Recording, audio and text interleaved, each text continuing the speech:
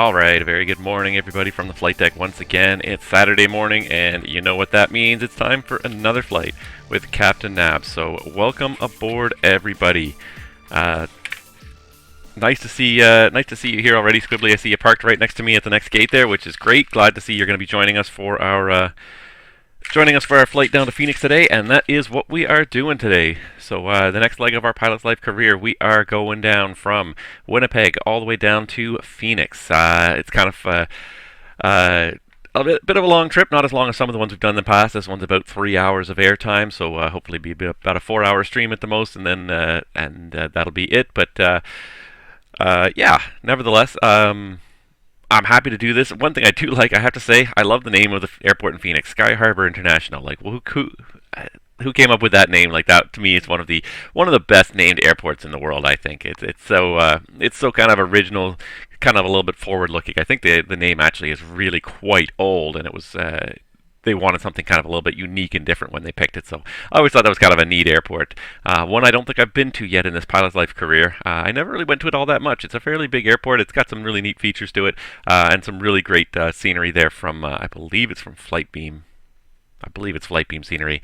Yeah, so that is our goal for the day, is to get ourselves the 1,184 miles from Winnipeg back to Sky Harbor. And Squibbly, yeah, you can definitely get out of here first today, and we'll see. I think we're filed at we'll either file at 34 or 36. We'll work it out, and if we overtake you, then we'll definitely find a different altitude to overtake you at. So, yeah, definitely we'll get you out first this time, because yeah, the Airbus is always a little bit slower than the. Oh no, you're going to be on Twitch. And thank you, Ripcaster, for being Winnipeg arrival today. Appreciate that. Nice to have some ATC right at the start of the day here. We don't get it very often on these streams, or at least we haven't lately. Last stream was fantastic. We had almost end-to-end ATC, and I'm hoping for a little bit better this time. So yeah, thank you so much for that. I always grateful to have some ATC, so I can demonstrate to all of the people who watch how good the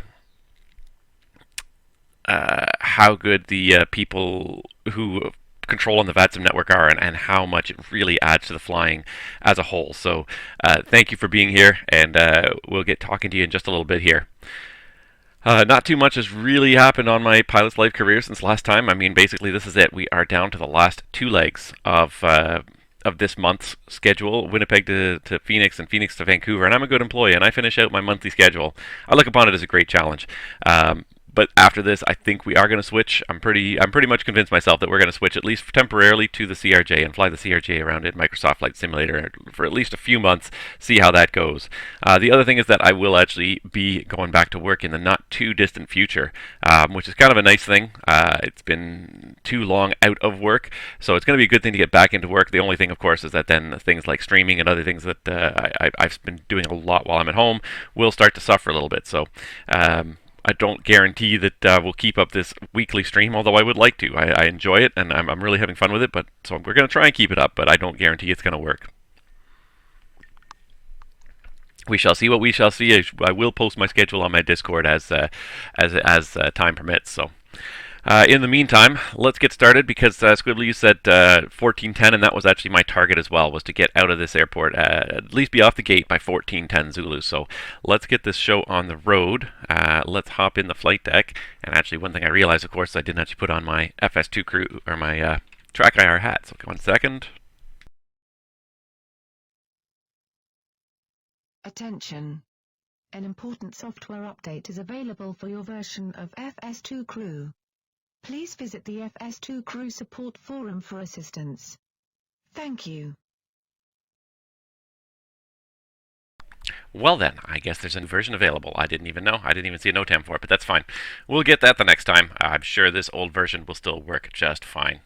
Alright, so now that I've got my hat on for my Track IR, we can start this puppy up here. Let's start with requesting some refueling. WestJet, thank you. And also requesting catering. It's been a long week. Everything that's in the galley has probably gone bad, and we should probably get something new. The other thing we'll do is we'll set up the FS2 crew before we get started here. So for now, we're going to put gate yes, SDX yes, takeoff thrust. I always like to do the derated as much as possible. We'll try tops 5. Should be good with a 10,000 foot runway like runway 18 is. E-tops, no bleeds on. Anti-ice not required. Takeoff safety crew change. Underweight. SID. Noise bin. It's probably overweight actually. But Set. and yeah. All right. Before I unpause him, let's just get this baby powered up here. So let's have a quick look here. Spoilers are stowed, gear is down, flaps are up, and yeah, all the basic stuff is there. So we're going to go ahead and get the battery on, ground power on, emergency lights armed. Let's make sure we got nav lights are on. Get our IRSs aligning into nav mode. Check my overspeed clocker here, and check my flight recorder, and that's basically everything I need to check on the overhead panel to start, and then we can go ahead and get this guy started, and he will give us a good timer. We'll be out of here before 14:10 if I start it now. Okay, let's get this show on the road. Alright, so he's giving me 25 minutes for the startup. Yeah, alright, that sounds like a good plan. So I'll pass, yeah, I'll level off initially at 340, and I'll let you make sure you get climbed up to 380, and then, well, at some point I'll overtake you, but definitely your landing will be a lot closer than mine now. Unless ATC gets in our way and prevents us from passing each other, which could happen. Okay, so we got everything basically set up here. Let's go ahead and hop into the FMS. And I will get my... Oh, and of course my tablet turned off in that time. Of course it did. It was only 10 minutes, not even, but that was enough. There we go. Can I activate the data link from this one? I can. So we should be activating the data link in actual fact, like every flight that happens now.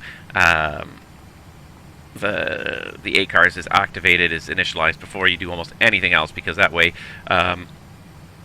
because it assigns a flight number to you, then any dispatchers that are trying to send information to certain flight numbers, it'll go directly to the correct person.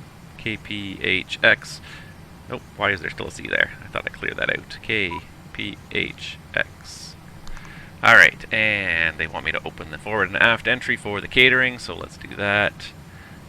Doors. Open that up for the catering, because they can't open it themselves for some reason. So we're going to put 14:10 for our departure time. I'm going to pull up my flight plan really quickly here and have a look. Alright, saying en route time of 3:06 today. So this is supposed to be one of the first jobs you do when you get in the airplane, is initialize the ACARS, because then that way, like I said, messages, all the correct messages will get to you at that point. You'll be able to use the system. It takes a minute for it to initialize, so it's best to do it first, and then everything else is usable after that. So flight plan retrieval, weather retrieval, all that stuff. Fill out all the information. And this one is weird because it doesn't really give you a... There it is. Okay, data link sync. So now it's giving it... now it's getting itself all organized here. Now we can actually get into the FMC and start setting up while that is finalizing its initialization. Grab our GPS position to initialize. Alright, and we've already got the WestJet 1342, and then because the ACAR system has already been initialized, we can just hit the flight plan request. All we've got is an origin, a destination, and that's all we need. And, yeah, we can hit request on that. And just give it a couple seconds, and it should come back with a flight plan for us. A lot of companies are really into this now. The reason being, by loading it through the computer, you're just generally reducing the chance of incorrect entries. So now it's loading. Oops. Next page. There it is. It does take a couple seconds. These are not the fastest computers in the world, and there's a lot of information for them to sort of load and everything. So here we have our route, and if you check the bottom of the screen there, I've got the route published. It is the same one you put down there, Squibbly, which was the first one offered on SimBrief. So we do have the routing here. If I can just shrink this down enough that you can still see that screen. But there it is. So we do have Gosar, Debma, DPR, HBU, and then J10 to RSK, and last but not least, direct to GUP. So that's all in there. Airplane wants me to do some things here, so always verify that the route uplinks are correct, that you've got the correct route, that especially if you've had multiple flight plans, if your dispatchers change your flight plan for any reason, make sure that you're getting the right route in there. So just because you're not typing it all in there doesn't mean you don't validate everything to make sure it is all correct. Okay, so I believe he said close R1, and they also want the fuel load, also on the flight plan here. And let's see here. 15 minutes of extra fuel. We're looking at loading about 26.1 tons, so we'll say 26.5.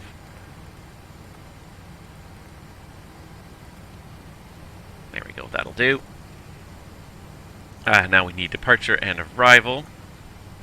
I don't know what departure we're going to get, but we are going to depart probably 18. Actually, we can just check the ATIS. That's the easiest thing to do. Alright, it is landing and departing runway 18, so we are going to put in runway 18 there. And then, I think we normally get the Duxus one, actually, but we'll put that in there for now. We can always change it. The other thing we got to do is we got to put in the arrival, which I believe is the Eagle arrival, and I don't remember what runway SimBrief had planned. SimBrief is usually a good guideline for planning. It's not perfect, it's just based on the winds, but it's usually a pretty good guideline. So ILS 08, yeah, we'll go with that for now. That sounds pretty good. And it is the Eagle 6 arrival, and the GUP transition. I don't know what GUP is, but there it is. So now we can put all that in there. So now we see we have, after GUP, we've got the Eagle 6, and if we go back to the first page here, we'll also see the Duxus 1 vectors to GOSAR. So we can activate all of that, and we're golden. The only reason he doesn't like the Duxus 1 is because he probably programmed in the other one. He probably had already plugged in, I think he put in the Grizzly in his flight plan, so I think that was what he had in there. I should do that, I really should be looking at this, so let's see the here. security and safety checks are all done. Are we good to start boarding?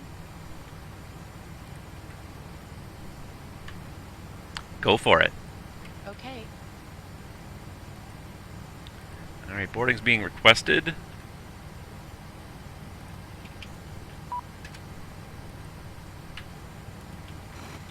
Didn't mean to do that. Alright, so what I need to do is pull this flight plan back up again because we should put in the ZFW on here. So we're estimated at 138.2. I think it's going to be less than that. It always is. There's a discrepancy between how PMDG and SimBrief calculate their weights, and that's fine by me.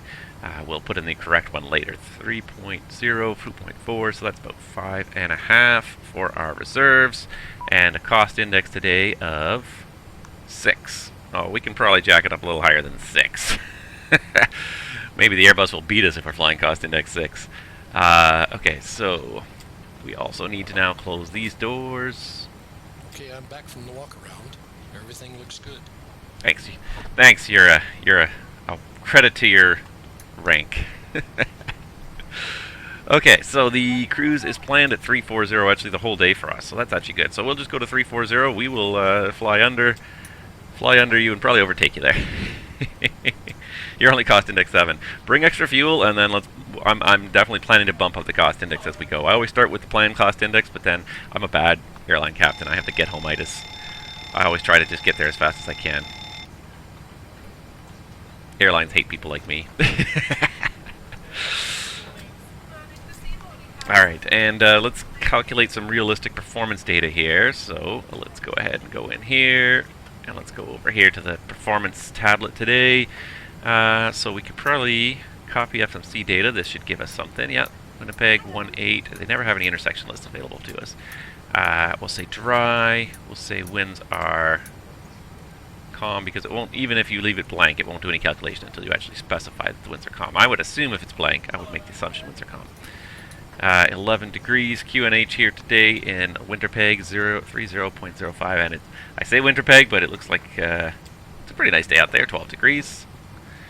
Let's see here, thrust rating. We're going to try and do takeoff 2, optimal flap configuration, air conditioning on, and the anti-ice off.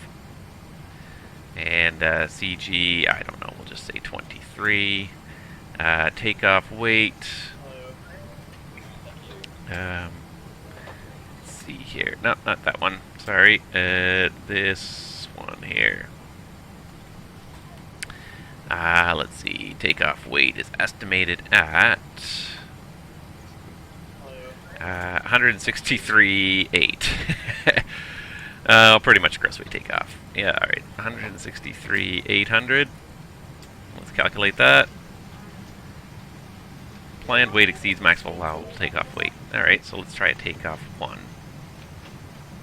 Will that give us numbers? Yeah, takeoff 1 gives us valid numbers. Alright. So flap 1, 1500, and runway 18, so 155, 156, 160. So flap 1, or so flap 1, takeoff 1. So let's do this before I forget. Let's just tell the FO what we're doing here. So we're doing flap 1. Alright, so flap 1, takeoff 1 with a 30-degree flex. So it's going to be takeoff 1. I'm going to put in climb 1. I'm going to put in a 30-degree flex. And then it's flap 1 for takeoff. I'm going to sub in the CFG automatically. 155, 156, and 160. Those are the same numbers that they had over there on the performance chart. So everything is jiving nicely.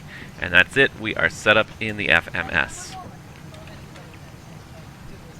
Take a quick sip of my coffee, and alright, so now we need to set up our guidance panel a little bit here. So let's get 160 for our V2 speed here. I don't remember what the heading is precisely, but I think it's close to 180 anyways, so we'll put it there. And I believe it's 5,000, so I'm going to set the 49 here to indicate I have not gotten the clearance, since we do have ATC. Thank you very much, guys. And yeah, I think that's about it. So let's go ahead and just float through the whole flight deck and make sure everything is set up correctly. One thing he doesn't do ever is test the stall warning system. You can hear it, you can see it shaking slightly. It's working. Alright, let's see. Yeah, dampers on. Everything is normal and centered. Fuel pumps we don't have on yet, but Buddy should be doing it momentarily for me here. I'll let him do his flows. Electrical panel, we've got the ground power on. Generators are off bus.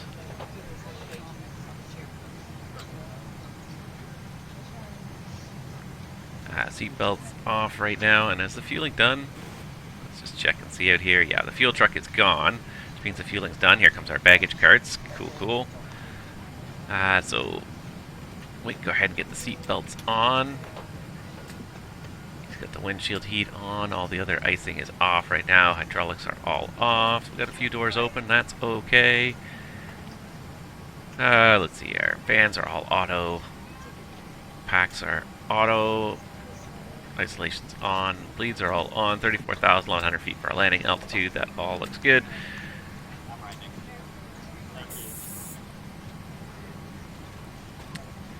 Alright, and again, 3005, this guy's usually pretty good about setting it for me if I haven't set it for myself. Let me get my flight director on. And I'll get your flight director on for you too.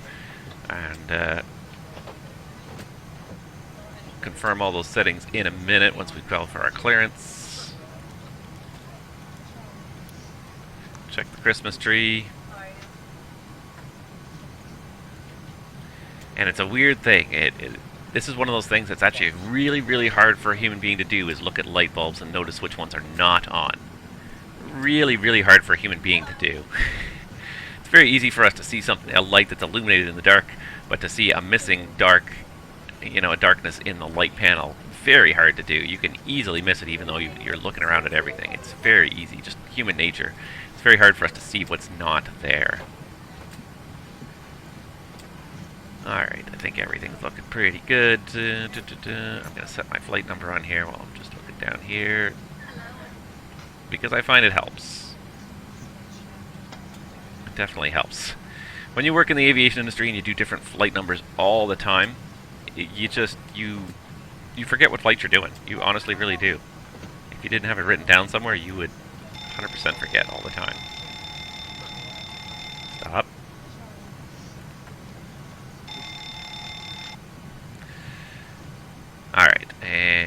Okay. Check our trims. Boarding's complete. Good stuff. Okay, so let's get Winnipeg arrival up here, 19.5.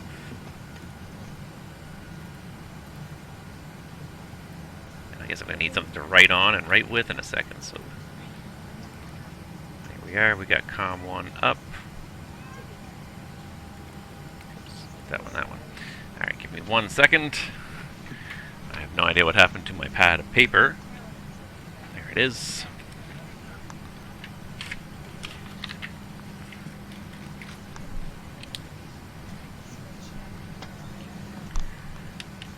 Winnipeg, good morning. WestJet 1342, looking for IFR clearance to Phoenix. WestJet 1342, Winnipeg arrival, good morning. You click to Phoenix via the Duxus 1 departure and flight plan route to runway 18, squawk 5210. Alright, WestJet 1342 is cleared to Phoenix via the Duxus 1 departure and flight plan route, departing off runway 18, squawk code 5210. WestJet 1342, Rebecca is correct. Push inside at your discretion. Call me ready for taxi. It is information Bravo's turn. Okay, we have Bravo, and we'll call you ready for taxi, WestJet 1342. But I put the wrong flight number in here. For some reason I had it in my mind it was 3142, so we're 1342. Alright, so it is the Duxus 1, runway 18, 5210 on the squawk.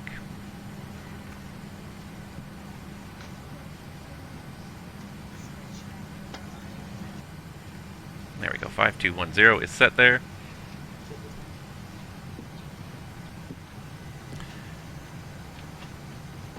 Yeah, give me, I'm gonna need to be about 5 more minutes here before I'm even ready for the push. Oh, look, they took the bridge off already. I didn't even realize they'd taken the bridge off. Okay, fine. Yeah, because we gotta get this briefing out of the way, first of all. Pre-flight checklist. Pre-flight checklist. Oxygen. Tested 100%. Air Canada 8225, runway 18, altimeter 3005, taxi by 8 at your discretion, Echo, Foxtrot, Tango, hold short 18 on Tango. Instruments.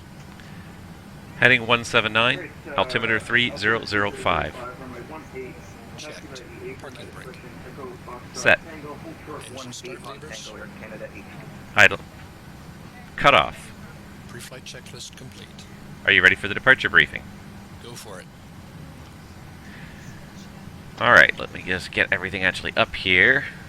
Alright, so show me the menu. Let's go to terminal charts here.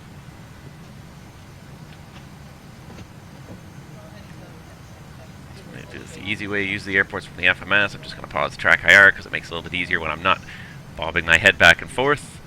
Alright, so we're doing the Duxus 1 departure. So let's have a quick look and make sure that's all set up correctly. So basically my big thing is 185, VO2 Duxus. Let's just check it on here. A VO2 Duxus, yeah, so we need a 185 heading, and we need 4,000 as our altitude, so let's just set that up first. So heading 185, 4,000 is our altitude. We need to take off in LNAV mode, and if we can take off in LNAV, we might as well take off in VNAV. Alright. So now I think we are ready for the briefing. So for, in the event of any abnormality or other problem during taxi, we'll stop. This will be a left seat takeoff. Any malfunctions prior to the V1 of V1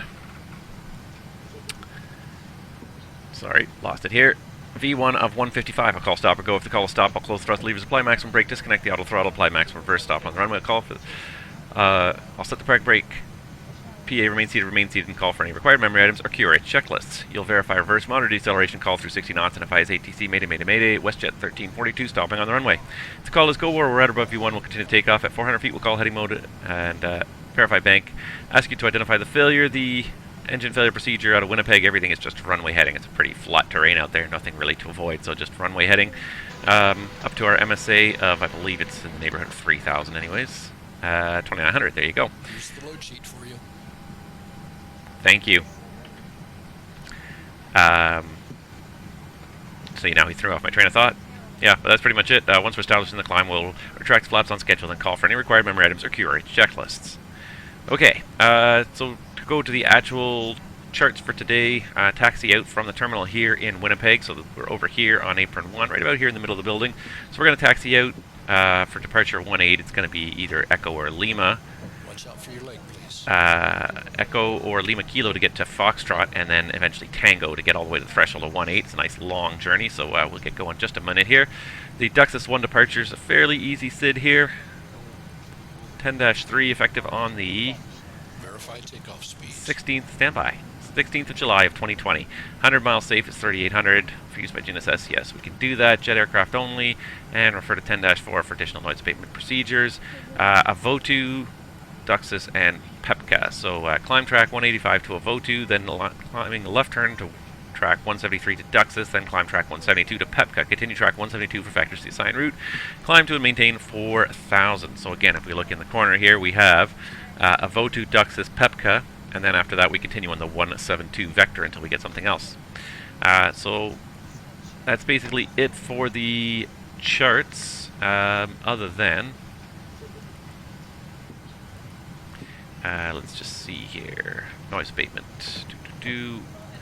Alright, so terrain is not much of an issue around here. 3,000 feet is the, we'll clear all the obstacles, 2,900 actually, within 25 miles. Weather is a beautiful day out there, I love it, just looking really nice.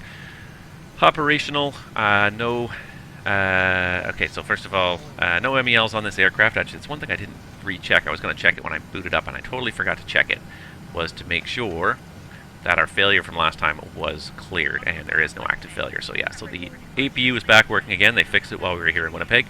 NOTAMs.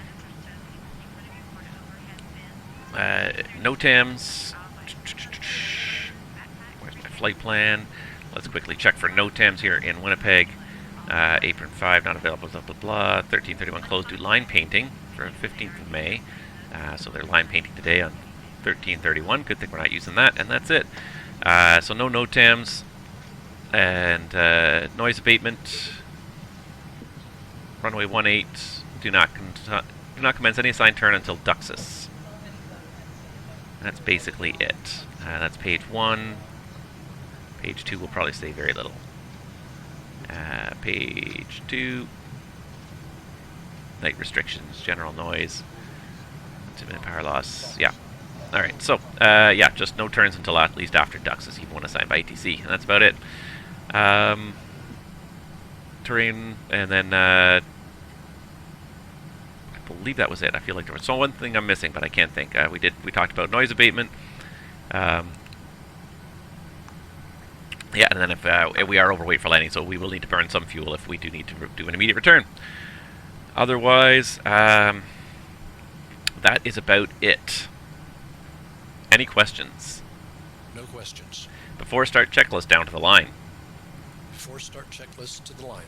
Fuel to 6.5 thousand pounds. Pumps on. Passenger signs on. Windows. Locked. Locked. MCP.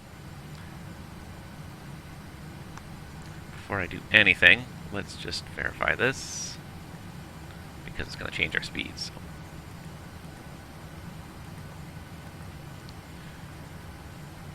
Speed 159, heading 185, altitude 4,000.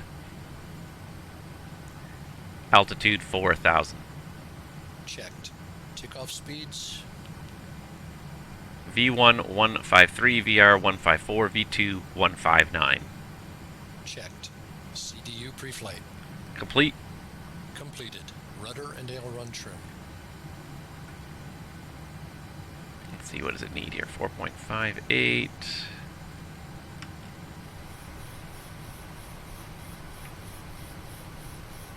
Set and checked.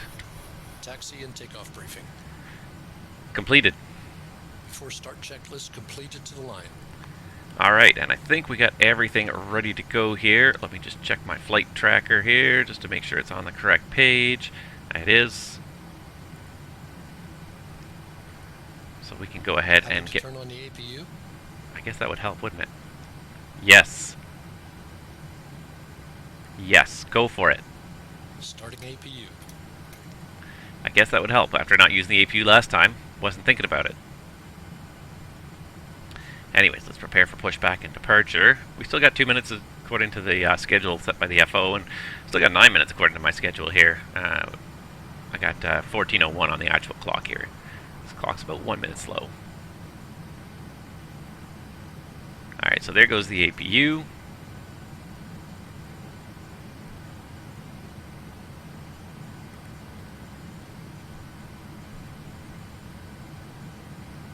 Yeah, I remembered any questions. Thank you. Thank you for noticing. It's important because then he complains that you didn't finish the briefing if you didn't say any questions.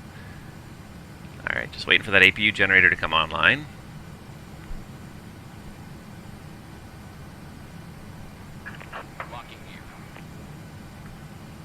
Hey guys, all passengers are on board. Are we cleared to close? Go for it. Yes, thanks. Thanks. Thanks. Let me know if you need anything.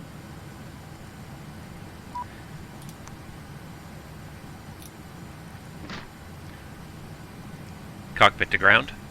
Go ahead. Please disconnect external power. Please disconnect external power. Please disconnect the GPU.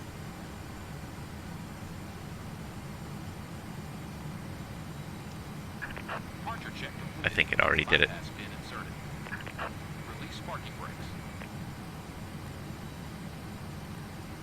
Yeah, they already removed the chalk, so it was already gone. Good thing we got the APU on when we did. Before start checklist below the line. Flight deck door closed and locked. Anti-collision light on. Before start checklist complete. Alright, I think we got everything. Winnipeg departure, Air Canada 8225, holding short, runway 18. We're ready to go, information Bravo.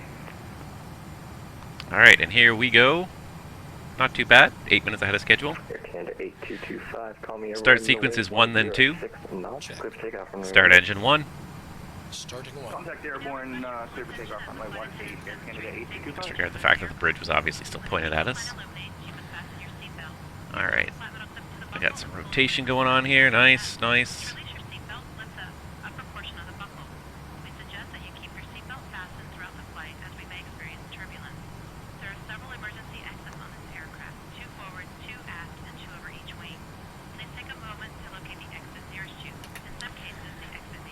Go. I heard your takeoff clearance. Somewhere over there. Should actually focus probably on what's happening here. Fuel valves are opening. We have fuel flow. Yeah, we definitely have VGT light off. Lots of things to pay attention to during the start process and the pushback all happening at the same time.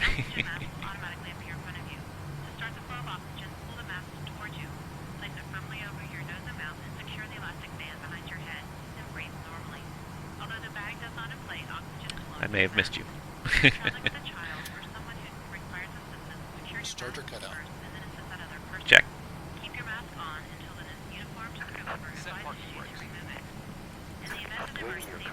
Alright, so we've got a stable start. Start engine 2. Starting 2.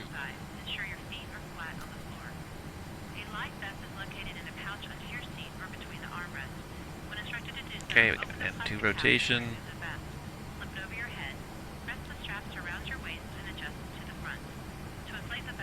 N1 rotation.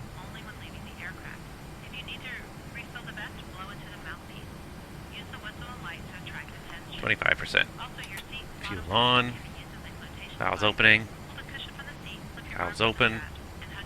Fuel flow indicated. Light off. Oil pressure's rising.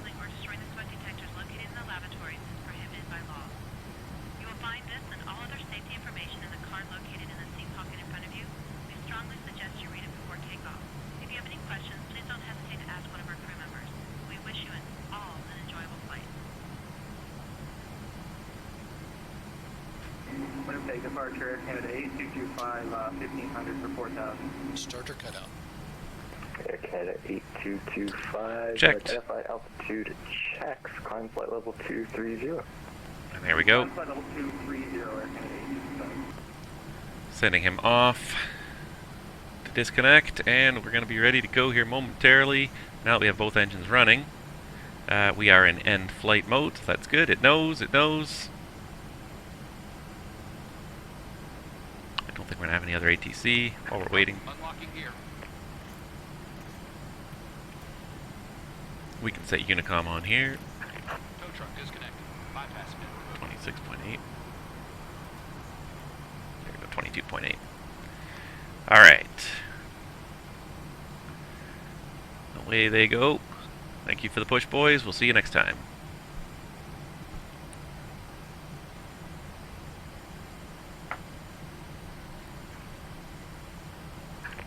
Left is clear. Right is clear.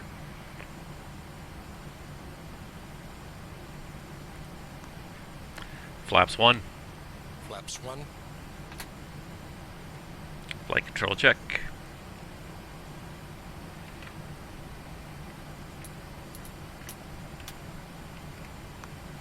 Air Canada 8225, turn right direct to GOSAR on course. Turn direct GOSAR on course, Air Canada 8225. Before taxi checklist. Before taxi checklist, generators on. Probe 8 on. Anti-ice off. Isolation valve auto. Engine start switches continuous. Recall checked. Auto brake, RTO, engine start levers, Idle detent. flight controls. Checked. Dispatch clearance Checked. checked. Before taxi checklist complete. Winnipeg ground, WestJet 1342, ready for taxi. WestJet 1342, runway 18, altimeter 3005, taxi via apron ear discretion, Echo, Foxtrot, Tango, hold short runway 18 on Tango.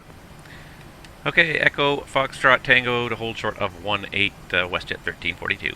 Clear on the left. Clear on the left. Clear right. Set taxi light to on. Taxi light on.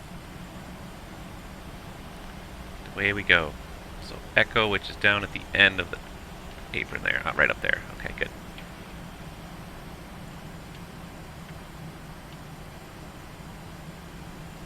Alright, we're underway yet again. Another leg. Another day, another leg, another dollar.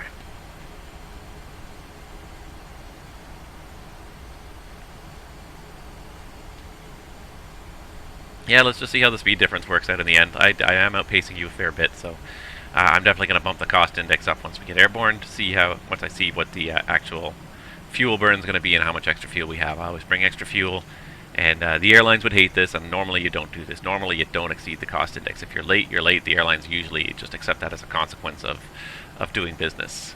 There's so much that can go wrong in this business that can set things behind, and it's such a intricate ballet with so many moving parts, and any one thing that fails can put the whole day behind, whether it be whether it be a mechanical failure on one particular airplane that then everybody else who has to fly that airplane for the rest of the day, and all the crews who are on that airplane, everybody ends up behind. Or it could be, just a paperwork error, weight and balance for some reason does not work out, or is late to be delivered to the airplane. Any number of things, a late passenger, security problems, all sorts of things can create delays in the business. So most of the time, the amount of time you'll make up is usually not worth the extra fuel burn. So very rarely will an airline want you to increase your fuel burn. Oftentimes they'll want you to decrease it. If you're early, they'll generally say, hey, if you're early, pull the power back even more, save a little bit more gas, get there closer on schedule. And there's multiple reasons for that. Obviously, there's no point in being there early. They promise the customers to arrive at a certain point. In most cases, being early does not help anybody, and often, a lot of cases at the bigger airports, it'll hinder because even the gates are a precious resource that are allocated very carefully. And if you show up too early,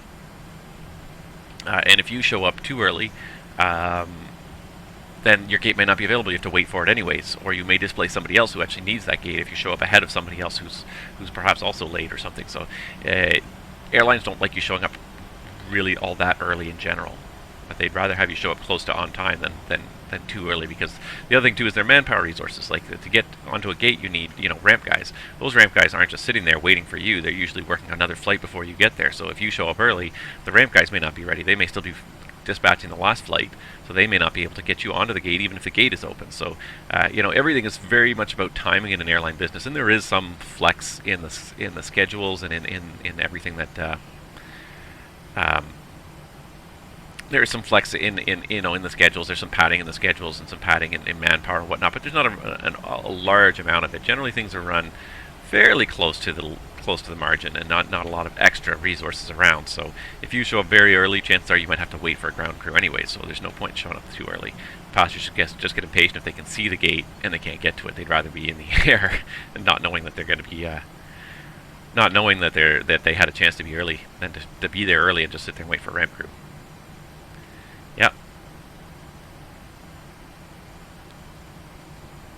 Well, let's see it. Let's get airborne and let's see what our arrival times look like before you play with your speed too much. Might as well keep your cost index where it is for now, and then just see where our speeds end up at the end. Before takeoff checklist. Before takeoff checklist. All stations at Winnipeg, it is information Charlie's now current, no changes. All right then. then is it worth getting it?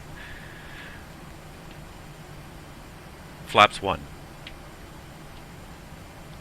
Flaps 1, green light. Stabilizer trim. Set and checked. Before takeoff checklist complete. Alright, we'll be good pilots. We'll grab the ATIS. The FO's not doing much right now. Winds are light out of the south, 15 degrees. Ooh, it's getting warm though there. It's going to be a nice day in Winnipeg. One thing I will say, and I'm happy about, summer seems to be sort of starting to peak in on Canada anyways. Most of April and May to this point we're 8225, giving airspace to the south, surveillance service terminate. We're chilly, we're maybe unseasonably cool, so it's nice to see that it's actually getting to seasonable temperatures now. 20 degrees plus outside, it's nice. Nice to be able to spend some time outside. I actually tried to do some ATC outside yesterday, realized that my new laptop has a screen that's so dark that I can't see anything outside in daylight.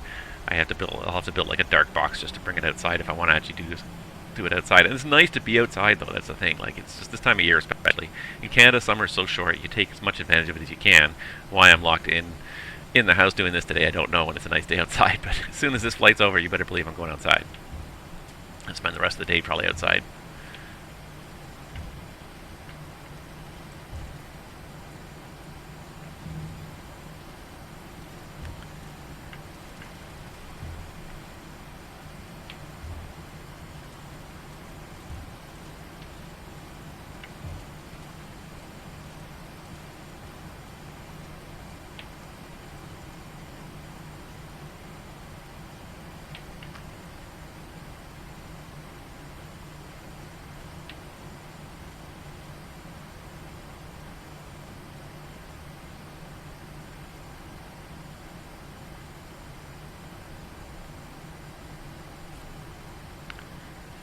Winnipeg WestJet 1342 is ready for takeoff, runway 18.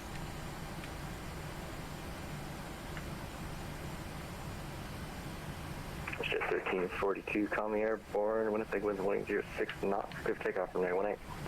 Call you in the air, clear for takeoff, runway 18, WestJet 1342. Clear on the left. Clear right. Before takeoff procedure. Check.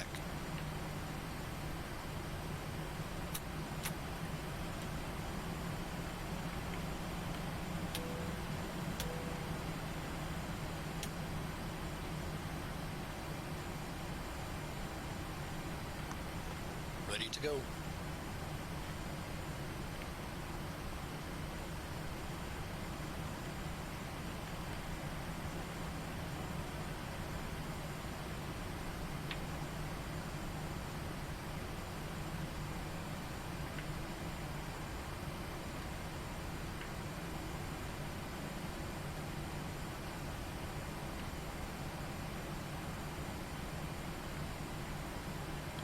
Throttle armed.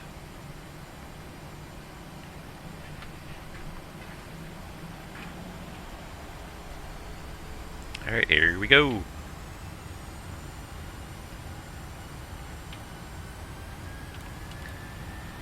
Set takeoff thrust. Check. Thrust set.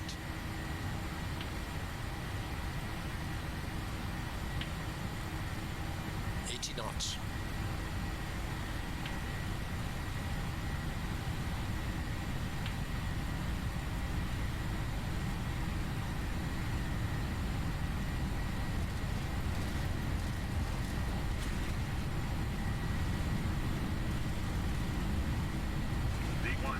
Rotate.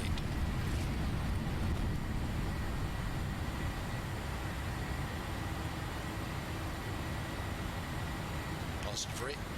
Gear up.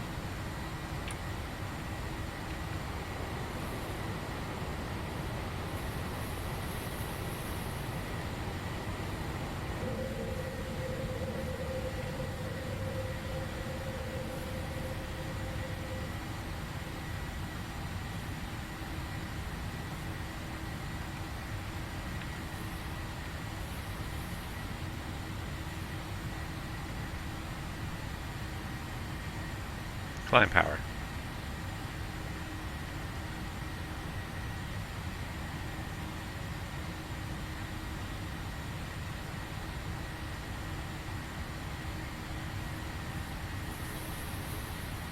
Flaps 1. 1011. Flaps 1. We're already at flaps 1, aren't we? Flaps up. Flaps up. Select Command A. Command A. Winnipeg departure, WestJet 1342, 3300, climbing 4000, Duxus 1. WestJet 1342, you're identified. Altitude checks, climb flight level 230. Climb flight level 230, WestJet 1342. Checked.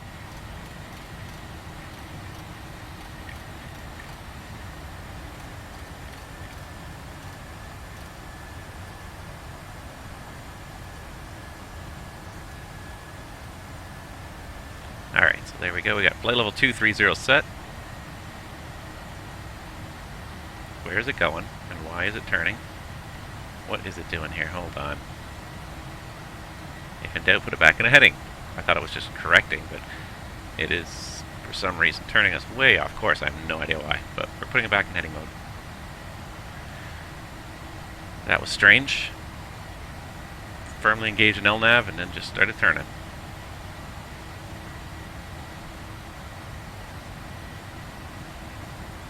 Should have probably been a little bit quicker on that. Was trying to do three things at once there. 1342, you can turn right direct to GOSAR on course. Alright, turn direct GOSAR on course, so WestJet 1342, thank you. Alright, so we did pass Duxus, which means we meet the noise abatement. Pack isolated. Number 19775, Winnipeg arrival, good morning, I read you 5x5. Alright, and this guy's listening to me talk and doing all sorts of weird things. So. After takeoff checklist. After takeoff checklist. Engine bleeds. On. Packs. Auto. Landing gear. Up and off. Flaps. Up. No lights. After takeoff checklist complete. Okay, that was weird, and I should have been more on that. I was just finishing dialing in the altitude, so I wasn't... I knew there was a slight left turn, so I was letting it make the turn. I didn't realize it was like cranking around like 45 degrees for some reason to the left. Cabin crew. Go for it. Go for it. Okay. This is one of the problems with being dependent on these LNAV systems, is pilots are often not monitoring them as closely as they should be. And that was a typical example of exactly what happens. Something was wrong. Even though it was all set up correctly to go to the next fix, for some reason, it didn't like what we did, and it decided to crank around and try and go back to the previous fix, I think, or I don't know what it was trying to do.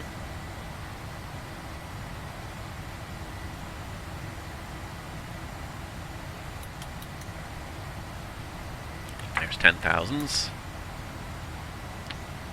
Alright, so all lights are off, and we can go ahead and go seatbelts off as well, because it looks like a nice day out here. The difference between the Boeing and the Airbus is just, sometimes it's night and day, and especially the 737 of all the Boeings is one of the most complicated Boeings to deal with, just because there's so many switches. Although in a lot of ways it's extremely similar. It's a little bit, it's a lot less automated than the Airbus. The one thing you have to do is just make sure that you're doing all the switches manually, which, when you have FS2 crew, the FO is doing all that for you. When you're flying this airplane solo in Flight Simulator, it's a lot of work. And this is one thing that blows my mind still. And I said it before and I'll say it again. Why did PMDG not bake in some inherent multiplayer capability with this airplane. They created one of the most advanced airliner simulations available on the commercial market, and it doesn't support multiplayer. You know, this is an airplane that is so complicated that it really needs two pilots to fly it properly, and yet they don't have any support for it. And I still think that they just never considered it when they first started down the road of their products. They never considered that there might be a market for multiplayer. They started like 20 years ago, before multiplayer was really all the rage. I mean, VATSIM just barely existed, but certainly, not like today where there's so many just like couch co-op games, and just more people play online with other people than play solo nowadays. But when they started, like every computer game, every computer simulation was pretty much a solo adventure. So I get that in the beginning, but they've done so many revamps of their technology. I'm surprised they haven't tried to find a way to work in a multiplayer option, because I think it would be gangbusters. Even if it was like a $20 add-on or something like that, they would sell. Probably 75% of their customers would probably buy it. They would sell a lot of copies. They don't have to do it, but they could, and they could make so much money, I think, by doing it. Anyways, it just frustrates me, because this is an airplane that I would love to fly multiplayer with some of my friends, and just never the option. And I think maybe there's also this mentality that everyone always wants to be the captain, and that's not the case. When you're hanging out with a buddy, it's fun to just take turns being captain and just be the FO. Sit in the right seat, just run the flap switches, radios, and look out the window. There's so much great scenery, and I personally spent quite a bit of money on great scenery all over these simulators, and I never even see it half the time, because when you're close to the ground doing the takeoff and the landing, this is what you're staring at. You're not staring out the window so much. You're just really focused on here. If you are looking out the window, you're focused just on the runway in front of you, and you're not looking to either side. Whereas if you're the FO, yeah, you should be kind of focused, but it's because you're not doing the actual flying. You can take 10 seconds, 30 seconds to glance out the window and enjoy the scenery as it goes by. I've enjoyed that. When I've done flying, I've enjoyed flying as an FO as much as I've enjoyed flying as a captain in multiplayer, because it's just fun. It's just fun to be there, kind of supporting somebody else, watching them do it, and also just enjoying flying in the airplane, enjoying the scenery. You can look out the window more. So I've enjoyed it a lot. I've enjoyed it immensely. It just disappoints me that PMDG does not have any multiplayer capabilities today. I get that it's not an easy thing to implement, but I think they should start being...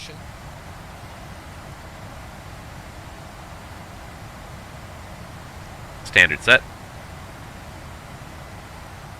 I realized the FMS was still up there. Set standard.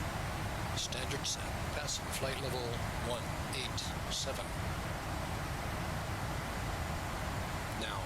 Check. Yeah, so... Anyways, I kind of get that they haven't baked in any multiplayer, in their existing software, but they really, with the new versions coming out now, it should be on their radar. It shouldn't be something that's foreign to them as a concept. They've seen plenty of other companies do it. Aerosoft has done it with their products. You can fly the Majestic Dash 8 multi-crew. I think you can fly the Mad Dog multi-crew. 1342, leave my space to the south. Winnipeg Center is offline. Surveillance service terminate. You can push Unicom now 122.8 by Twitch. Alright, thank you very much for the service this morning. It's always appreciated. Over to the Unicom 228, WestJet 1342. Have a good morning.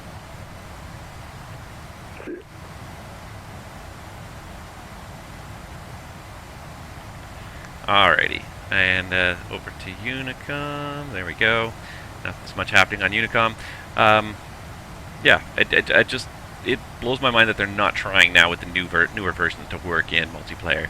And with the new next generation of Microsoft Flight Simulator 737, I would hope that they're certainly trying to build that in there. I know they try to build a really hardcore, high intensity product right underneath, but I would like to see them at least try to leave some room for multiplayer in there. Start working in the code, designing it in a way that multiplayer can be added in the future, even if it's not a launch feature, because I can't believe they don't have it. I think it would be immensely well supported by the community. You look at the things this community does together as groups. I guess we can probably bounce this up to our cruise of 340. Alright, now that we are free from Winnipeg, let's have a little look-see here at our progress page. Alright, so we're showing landing in Phoenix, 1732. 7.9 in the tanks. We need 5.5, so we can definitely crank the cost index. So if we crank from 6 to a more normal 25,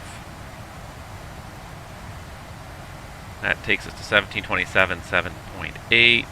Let's crank it to 75.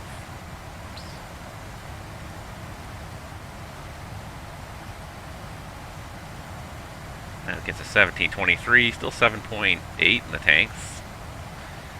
And what if we double it one more time here to 150, which is not going to make much of a difference now. Once we start getting over 100, the numbers really stop making much of a difference. And that only cut 2 more minutes off. 7.2, it definitely, that really increased the fuel consumption without a whole lot of other benefits, so we'll leave it there. Anyways, we certainly will have reserve fuels by the time we get there, but that sliced about 10 minutes off our flight just by cranking that up. And then now that I've done that as well, the other thing I can do is, of course, grab the winds. And this is something that something that definitely you're not going to be doing in Microsoft Flight Simulator, unfortunately. But we'll send a wind request, and PMDG supports that, and that's great. Like, that's one of the things like I love about PMDG is they support a lot of hyperrealism.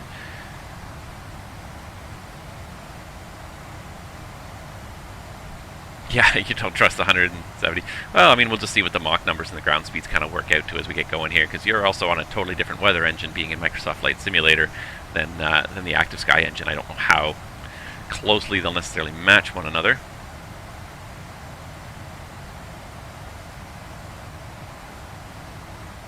Alright, so we're loading the winds now, and that added up, that added about a minute or two again. Cut a little bit more fuel out of our tanks, but not too bad. Didn't make too much of a huge difference there. Let's get some information up here. Let's get stations, so at least we have some sense of where we are. And now that we're finally kind of up in the air and going, and let's just have a quick look and see how far ahead you are, because I have a feeling you're pretty far ahead of us here. So there's our status. We are airborne. And let's go live map. There was that turn, that unexpected turn. I don't know why it started to make that turn. I really don't.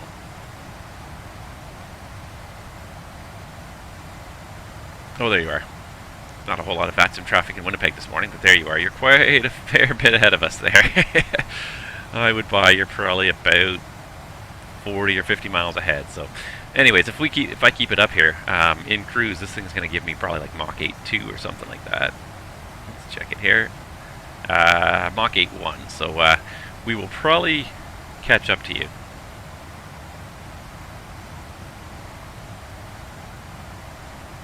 Yeah, the winds look pretty good. Oh, that's good. The winds are looking pretty close then. I got 318 and 24. I'm still climbing through 25,000. You're probably almost level now. So when we get level, it'll probably be a little bit better comparison.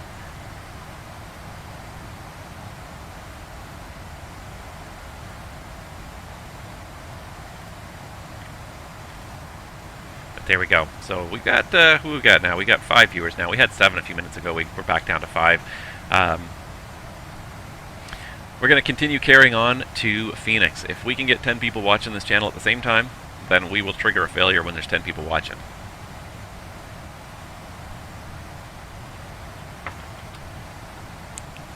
PMDG is great in that it just allows you to do a random failure, which is kind of nice too.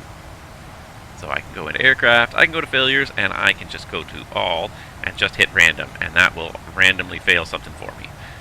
So again, want to see 10 people watching. If we can get 10 people watching at the same time, then we'll trigger that. Otherwise, we're going to have a very boring and uneventful flight, I think. Actually, one thing I wanted to look at as well was just to look ahead and see if there's any other ATC. Again, thank you, Tim, at Winnipeg for being online, providing ATC for us as we're leaving. We really appreciate it. It's really nice to have that ATC.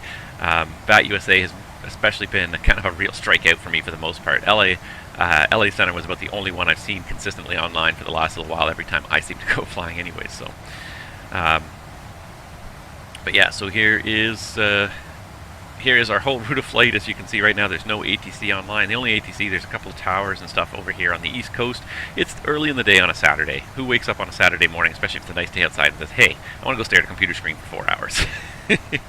There are probably a few people who say that, but not too many. Let's see here. What else have we got here? So I don't want to see my MSFS airports right now, but I do want to see my P3D airports. It's not, I don't have a lot of them programmed in. The ideal place to do a failure would be somewhere here over kind of South Dakota, because if we failed something over South Dakota and it required a diversion, Denver would be my immediate target as a high, as a very high traffic, high service level airport. Also one where I've got good scenery. We could divert to something sooner, but to me, kind of Minneapolis, going back to Winnipeg, Minneapolis, those are kind of my first options. And then if I really want to keep the good scenery, the next stop along this route would be Denver, really. So. Let's hope we can get 10 people watched by that point, because I would like to do that. I think it would be an interesting challenge. So tell your friends to watch.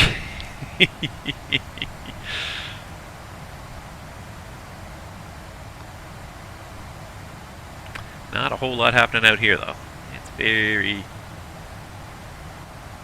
very quiet. For those of you that have followed me at all on my YouTube channel and have watched my FSEconomy videos, we just passed a little while ago. Somewhere behind us there, we just passed over Morden, Manitoba, which is where I had the FBO that I fired up, that I built in the FSEconomy world. So that was I'm getting fairly familiar with that kind of Winnipeg area thanks to FSEconomy. And I've been having a lot of fun with FSEconomy. You can do some really neat stuff in it. I really encourage people to get into it, especially with Microsoft Flight Simulator having so few good level jets. For so few airliners, really GA flying is where it's at in Microsoft Flight Simulator. And FSEconomy really encourages some GA flying. So I recently in FSEconomy bought a Baron. Because of course they have it in Microsoft Flight Simulator, and I like it to fly. It's a good airplane. It's got a decent speed on it. Twin engine airplane, so it can do a decent speed. It's not nearly as fast or good at hauling as a King Air, but you can also get into lots of small little airports with it without too much issue with a Baron. So I bought a Baron recently. However, when I bought it, it was in Denmark, and my goal was to bring it back to Canada to fly it around, because I like to provide some realistic flights for the VATSIM guys who work in Canada, and especially when they're doing training, you know, provide some small airports, get them used to aircraft going in and out of the small airports, not just the major ones. So I had to ferry this Baron all the way from Denmark over to Canada, and it's almost there. Well, I mean, it is there. It's in Canada now. So we went down the coast of Europe into France, and then back all the way through Great Britain, all the way up to the north end of Scotland, through the Shetland Islands, across the Faroe Islands, which are actually part of Denmark still, I believe, and then all the way over to Iceland, across Greenland, and over to Iqaluit. So my Baron is currently parked over in Iqaluit in Canada. So it doesn't have too far to go. I think it's still got about 1,000 miles or so to get into kind of the Toronto area, which is kind of where I was planning to base it. But it's a long flight. But I'll say this: it was a beautiful flight. I mean, the overwater portions were pretty boring, obviously. But Iceland, Greenland, those are some absolutely gorgeous landscapes, almost untouched by human hands. So much just natural landscape there. Even flying through the Shetland Islands. The Shetland Islands are fairly sparsely populated overall, certainly compared to the rest of England. Ditto for the Faroe Islands. I was flying at Microsoft Flight Simulator. It was a bit sad because it's quite low quality. A lot of the terrain up there is pretty low quality. They don't have high quality geographical surveys and geographical data. They don't have high quality satellite images in that part of the world because there's very little up there. There's not too many people living up there. There's not a whole lot of interest in it having detailed maps up there. So unfortunately, when Microsoft Flight Simulator is based on whatever data Bing Maps has available to it, if they don't have good data in those areas, they're not going to be able to generate a very realistic coastline. So one thing you notice about the coastlines is they are very, in that area of the world, they're very jagged. They're very just sort of squares and straight lines, and then sudden turns and stuff like that. And same with the terrain. The satellite image is very low quality up there compared to a lot of other areas. So you kind of can tell that there's sort of a treed area, perhaps, or some rocks or a cliff, but it really the whole terrain mesh up there is very low quality, which is not surprising, and I'm not trying to be overly critical, but to me, that would be great. Iceland would be a fantastic world area to feature for one of the Microsoft Flight Simulator updates. Iceland is just absolutely beautiful terrain now, and I was saying this to my buddy, I was saying we should go and just take an airplane and just fly around through a couple of airports through Iceland, just overfly some of the volcanoes. Unfortunately, it's not very good. It's not very good terrain overall. It's not very good quality right now, and that's why I think they could do so much better, and I hope they will in the future. I hope they will look at Iceland and say, here's one where we have some spectacular scenery. It'd be great to do a world upgrade and upgrade that particular area. Ditto for Greenland. Greenland's a lot bigger than Iceland, so it's a little bit, Iceland's a very manageable project. You can do a very high level of detail on the entire island very easily. Greenland's a little bit more, it's a little bit bigger. I think there's probably also a lot less data. Iceland is relatively populated compared to Greenland, so there's a lot more data, I think, on Iceland than Greenland. So, anyways, between the two of them, though, just absolutely spectacular scenery, huge cliffs and mountains, and airports stuck in ridiculously tight little spots in Greenland, and not so much in Iceland, but in Greenland, I flew into 2 different airports that were some very tight little spots where the minimum descent altitude was like 2,600 feet above the airport, because it's at the end of this little valley. If you can't see it by the time you hit that point, there's no go around from the low altitude. I think it'd be great to see them do some upgrades there. I think a lot of the more urban areas are already plenty well done, and I think they should be doing a bit more of the natural scenery. But regardless, FSEconomy, tons of fun. Even it just for giving you a mission like that. That was the fun part of it. It was just, I didn't have a deadline for bringing this Baron back. It's just like, let's just do it. Let's just pick up whatever revenue flights we can get along the way, and let's just try and get to Canada as easily as we can. And I actually had revenue flights the whole way. I managed to link together enough revenue flights to get the whole thing to make some money. I didn't make a huge amount of money. It wasn't the most efficient use of the airplane, but I was making some revenue. Each leg still made money, some money, even as I was bringing it all the way to Canada. So tons of fun, and it's just kind of neat in FSEconomy to sort of be on a mission like that. Just have a goal. It's like I know I have to get across the ocean. I don't even care necessarily how I do it, but let's just do it. At FSEconomy is just really kind of fun for that, for really kind of pushing the limits and exploring places you've never been to before, and that's what I love to do with Microsoft Flight Simulators. I love to explore these places I've never been to before, because some of the scenery is absolutely spectacular. Alright, here we go.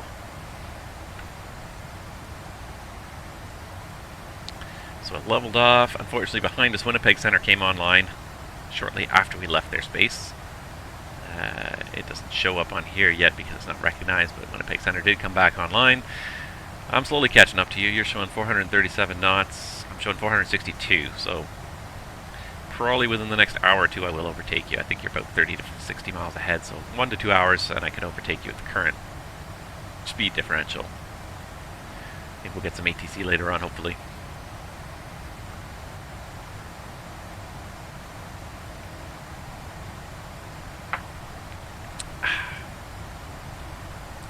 So one interesting piece of news that I saw this week, and that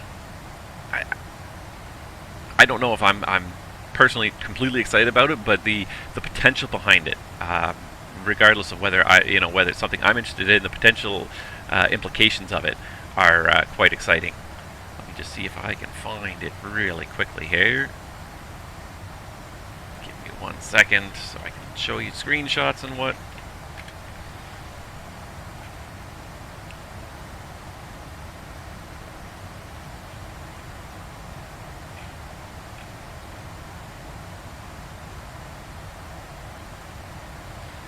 Okay, so one thing was not working here, but I'm going to see if I can find it anyways.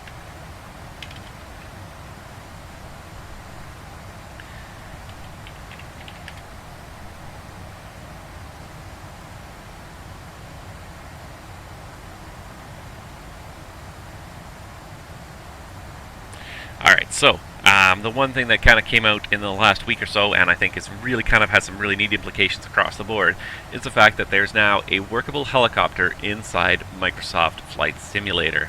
So Fly Inside, which is guys that focus a lot on helicopters, have actually released the Bell 47G2, which is a pretty kind of bare bones helicopter, piston powered helicopter that works in Microsoft Flight Simulator. It's just funny, I'm just staring at this image, and it's just funny to stare at this huge canopy bubble and not see a person trying to fly this helicopter. It's just magically suspended there.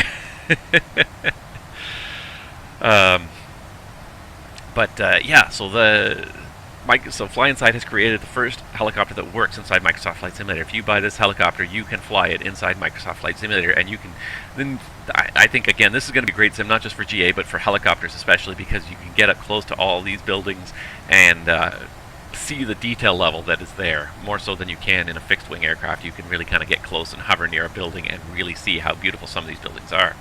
But they did conquer it. They did conquer Microsoft Flight Simulator, and it's not a hack. It says it's not a hack. What they've done is they've basically created a model that with an external flight model. So they don't use the flight model in Microsoft Flight Simulator at all. They built their own separate model outside of Microsoft Flight Simulator. So when you load the airplane, it flies through that world, but all the dynamics of how the aircraft handles, how the helicopter handles, are handled by this outside external program. So apparently it is quite realistic. I don't know because I don't fly helicopters, but they list all the different features. Ground effect, flatback, transverse flow, torque, yaw, VRS, auto rotation, etc. All these things you can do in this helicopter. You can experience them in this helicopter.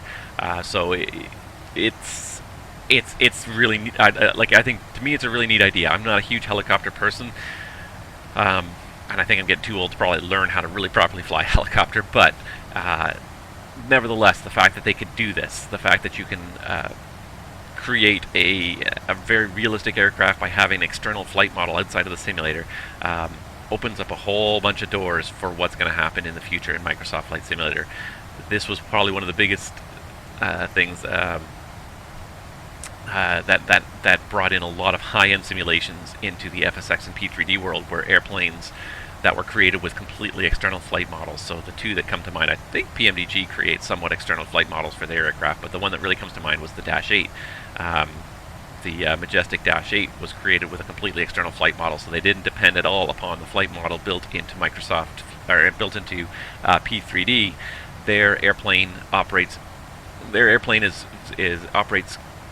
completely external to P3D. They display the world, and the airplane flies through that world, but everything that determines how the airplane flies and how it interacts with the world in terms of winds and engine thrust and lift and everything is all handled through their own external program, so that they could tweak the flight model to make it very realistic for the Dash 8, because previous iterations of the simulators have not had great flight models by default. So using those internal built-in flight models often does not work out particularly well, especially for anything that's sort of outside of what the model was designed for.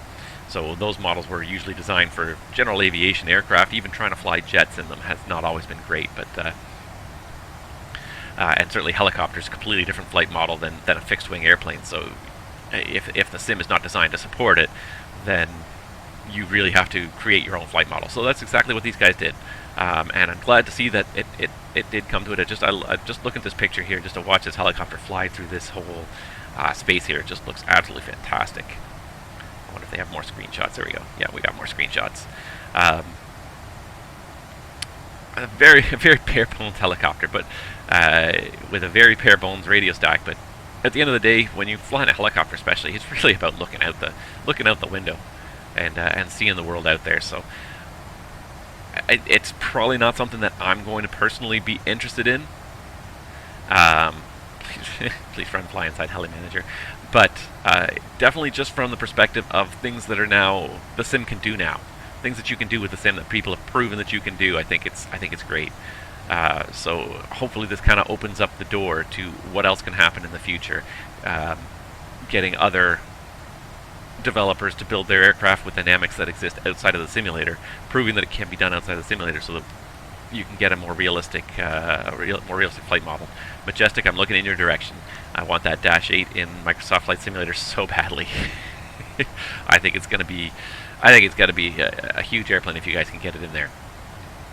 I know it's a lot of work, but I believe the market will support you when it comes down to it. So, anyways, I thought that was really neat that someone has finally brought a helicopter to Microsoft Flight Simulator. And not too bad. It's been 9 months since the sim came out.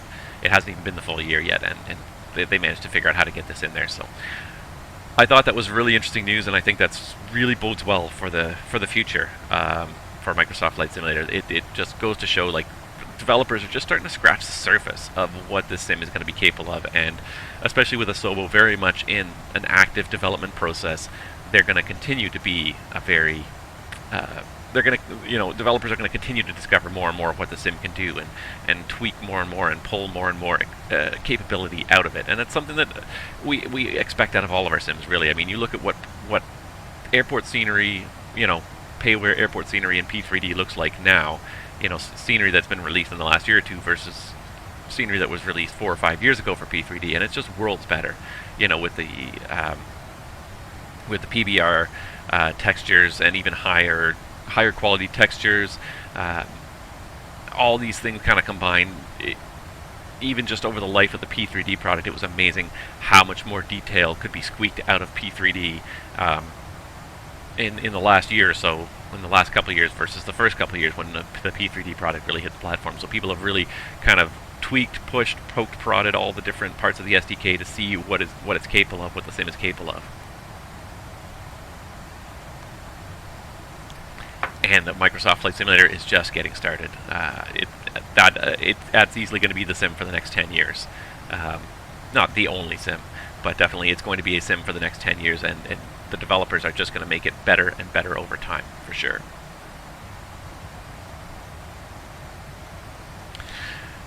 So I thought that was really, a really neat kind of piece of information, piece of news that came out recently. Otherwise, I haven't seen a whole lot of other terribly intriguing news about flight simulation. What else?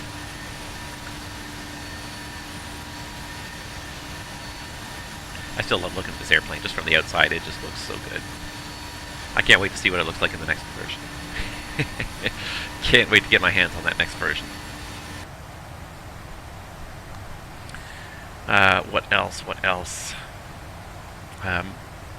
Microsoft did publish a new update indicating what they're sort of planning for their next release. I didn't really read that much into it. I don't think there was anything didn't seem like there was a whole lot of substance in that last update.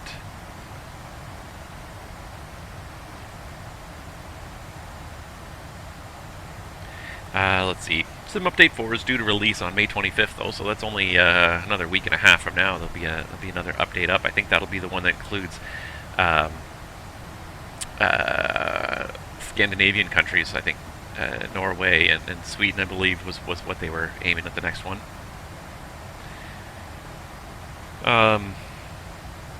Yeah, it didn't seem like there was a whole lot in their latest blog update. Anyways, I said there's an announcement coming on, or a new trailer dropping on June 10th, which could be like, the speculation is it could be the Xbox version of Microsoft Flight Simulator, which I'm not particularly excited about. I think it's interesting because it puts it in front of a whole bunch of different people, a different demographic, but at the same time I worry about the Xbox level of Microsoft Flight Simulator. I have nothing against Xbox per se, but it's definitely more casual platform than I think PC simming. So I don't think and it's good to get the market in front of those people, and perhaps it'll bring them in. But I don't see this being a hugely crucial step to Microsoft Flight Simulator. I don't know. Maybe I'm being a little bit skeptical and painting people with too broad of a brush, but. Yeah, I'm not in any way excited for it to come to Xbox. I think there's better things we can do with Microsoft Flight Simulator than bring it into Xbox anyways. Like I said, we gotta fix a whole lot of things, and the trouble is the interface is already much too designed for Xbox. It's much too simplistic, and way too many options are hidden away. underneath the hood where you can't even access them at all. You look at the configuration menus in P3D and how many options are on there, and it's a little bit overwhelming and perhaps intimidating, but I think simmers are people who are patient and are willing to get to really find out what all those settings do. A lot of simmers are anyways, and some people are not. I'll absolutely grant that, but then for those people, create simplified menus, but then have an advanced menu, have a simplified menu that hides a lot of the more advanced options and just, basic, just have some very basic options like high performance, medium, low performance, things like that, and keep the settings relatively simple, but then have an advanced option that really advanced simmers can get into and really tweak their sim the way they like it, because simmers are tweakers. They do their best to kind of squeeze as much performance and get the best compromises they can. And again, painting them with a really broad brush and having really very basic generic settings doesn't really work in the simulation genre. There's way too much variability in hardware and personal taste even of what you consider an acceptable frame rate. Do you consider 20 frames acceptable? 30 frames? Is 60 the minimum that you're willing to deal with, and you'll sacrifice all the detail to get 60 frames? There's a huge range of different people using the sim for different reasons and with different expectations. So keeping the menus overly simplified, I think, is going to hurt them in the long run, and I hope that that'll open up more options. If not, then I hope that maybe the third-party developers will come in and create ways to change the configuration, third-party apps that will change configurations with more fidelity, with more detail.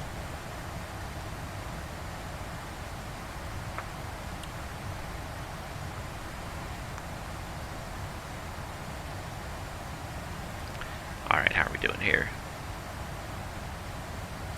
I think I'm catching up to you slowly.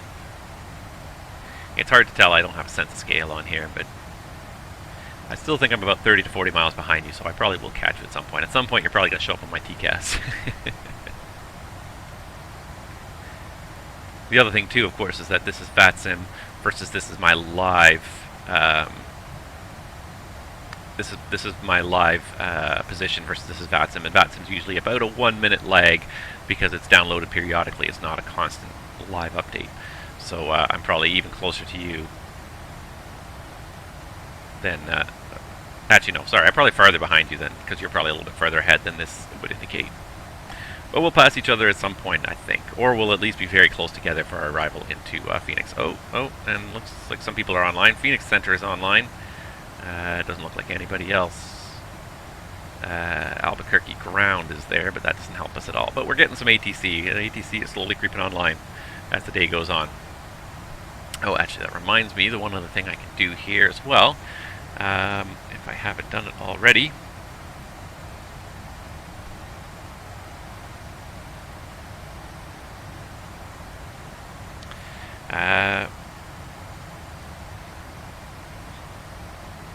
I'm just going to turn it off and turn it on so that it shows. There it is.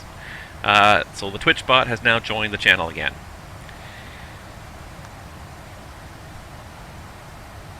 So you can now type in the commands to predict the landing again. So the predict command, or ETE, or whatever you want. So where's my screen? Sorry. I gotta find my screen if I want to type into it, right?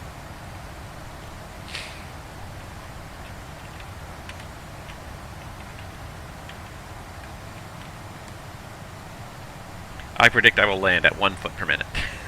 $1, Bob. I predict $1. But yeah, for any of you guys watching, if you want to enter a prediction for the landing rate, I know it's about 2 hours until 2.5 hours until we get to Phoenix. But $2, Bob. But if you want to enter a prediction for the landing contest, and you can change it at any time. You can just enter another prediction, it'll overwrite your previous one. So you can change the entry at any time, but go ahead and throw down a prediction of what you think the landing rate's going to be when we get there.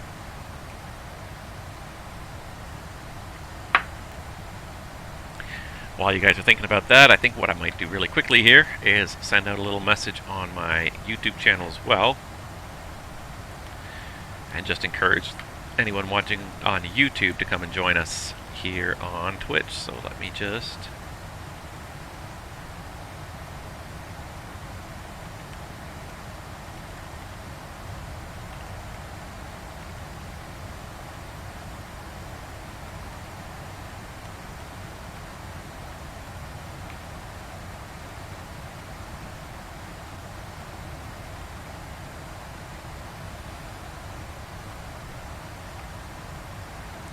Here's hoping that if I do create a failure, it's not an engine fire or something like that. Something that I'm not really trained for. I should probably make sure I know where also my QRH is. One of these here is my 737 QRH. There it is. I found it. Just in case anything fails, I'll have it.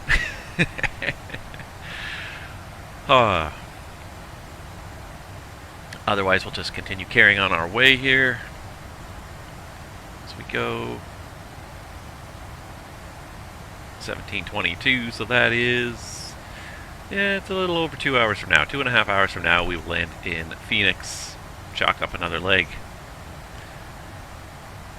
One other interesting thing, actually, that I did read recently, and I'm going to have to look up some details to really kind of hone in on what's going on here, but apparently, and I had no idea about this, and I just heard about this yesterday on the radio, and then I read a little bit about it, but apparently there's a new space race heating up. If I can find some information on it here. I thought I saw it here, but maybe not. Yeah, I thought I was reading something about it, but there's a new space race apparently happening in the world. And it is between the United States and China. Sorry, the United States, sorry, not China, the United States and Russia, actually. And you thought Russia was out of the space race, but they're but they're not. No, they're definitely not out of the space race. They haven't been out of the space race. They've been the ones that have been bringing people into space for the last 10 years, when the Americans had no space transportation capability, not human space. I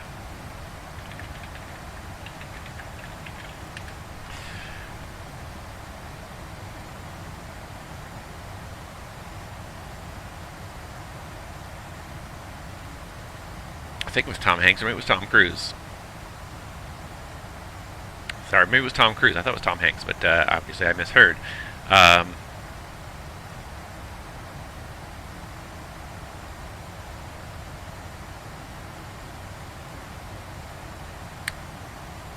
But yeah, apparently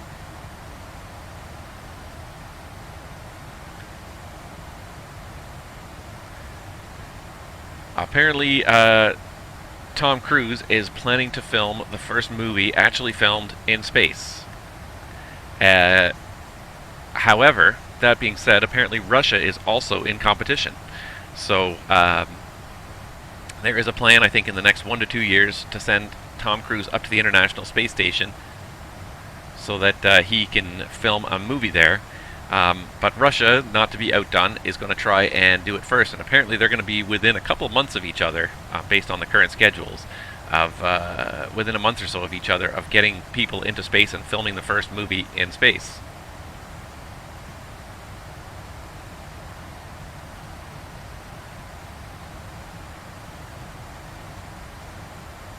So apparently that is the new space race that's going on, is to see who's going to be the first to actually film a movie in outer space. We already had the first music video filmed in outer space, thanks to Chris Hadfield, and I always thought that was fantastic. I thought he did a great job, and there's an astronaut who's very much a people person. He's very he's very down to earth, and he's very easily able to relate to people, which is really great. I've always thought, I thought he was a great ambassador for the space program in general.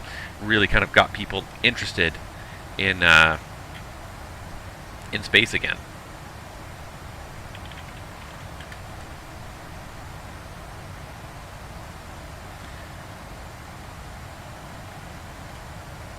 So yeah, so the Russian Space Agency announced Thursday that it had selected a crew to headline a film to be filmed in space. And just trying to figure out the dates here. Apparently Russia's movie is planned to be launched in October. They're going to launch on an October launch to get up to the space station, where they'll do some of the filming up in space.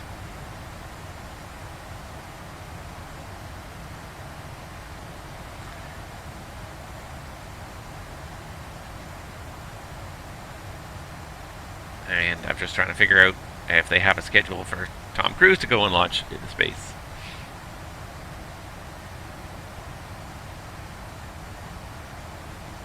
But apparently, yeah, it's going to happen this year.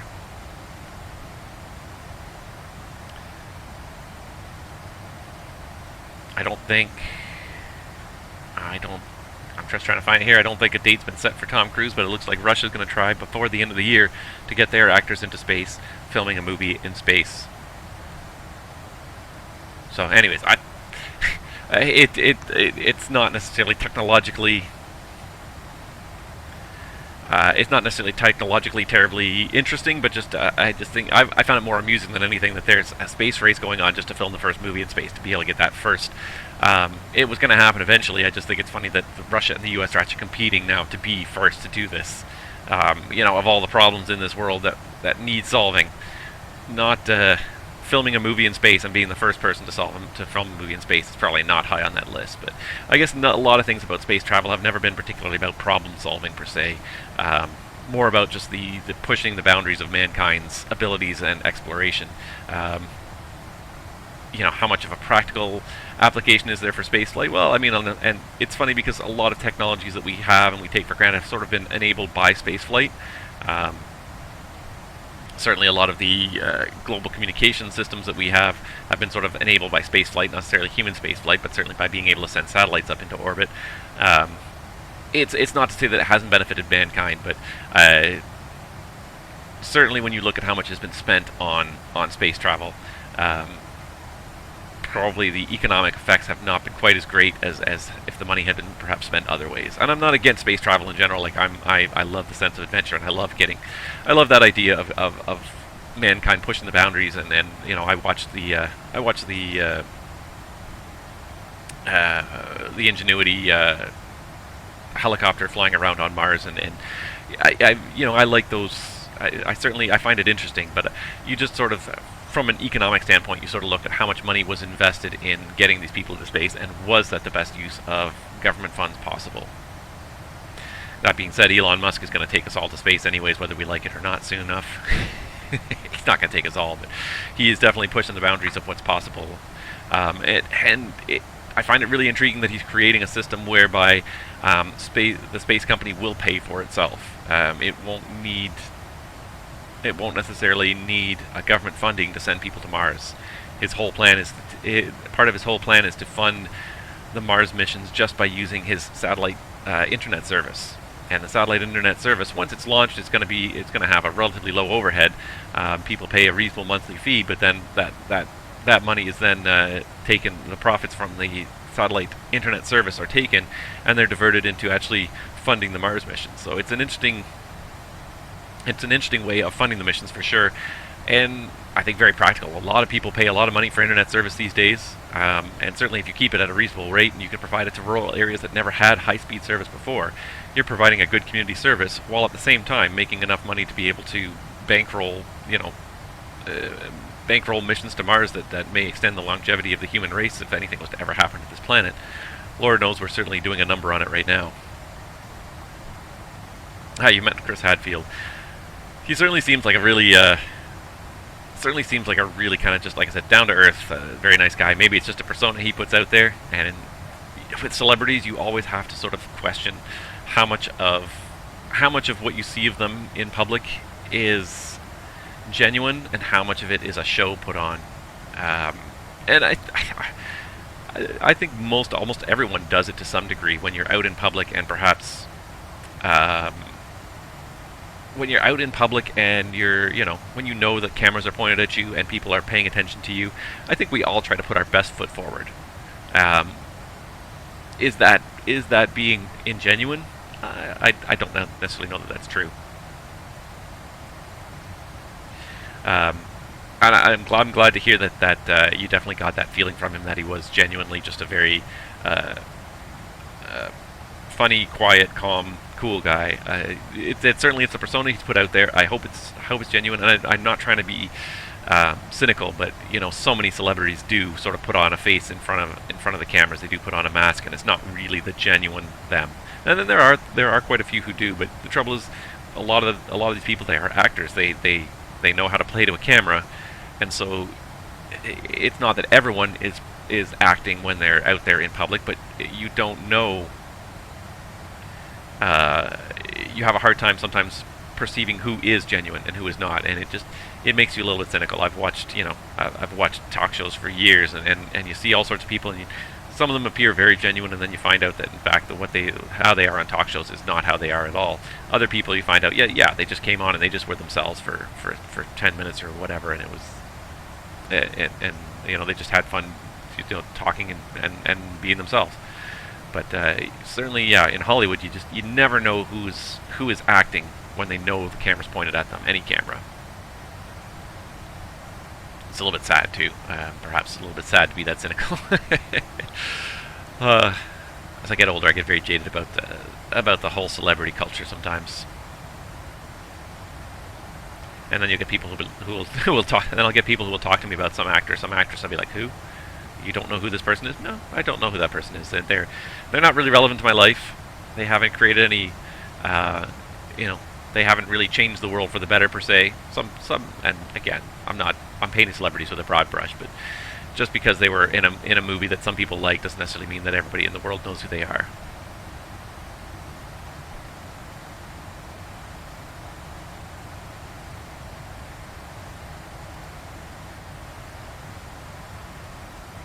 Alright, here we go. Back to the live map again. It's thinking. There we go. We're getting there. We're almost halfway through South Dakota now. Definitely going a little faster than the previous ones. Those Vancouver down to Puerto Vallarta, those were some long 5-hour slogs there, so that makes this one seem like it's relatively short here.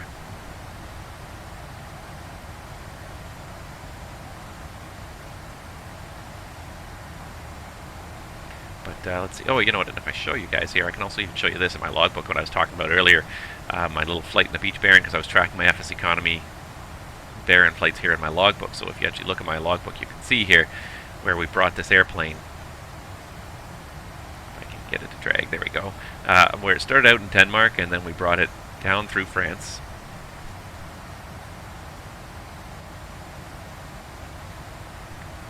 Pardon me.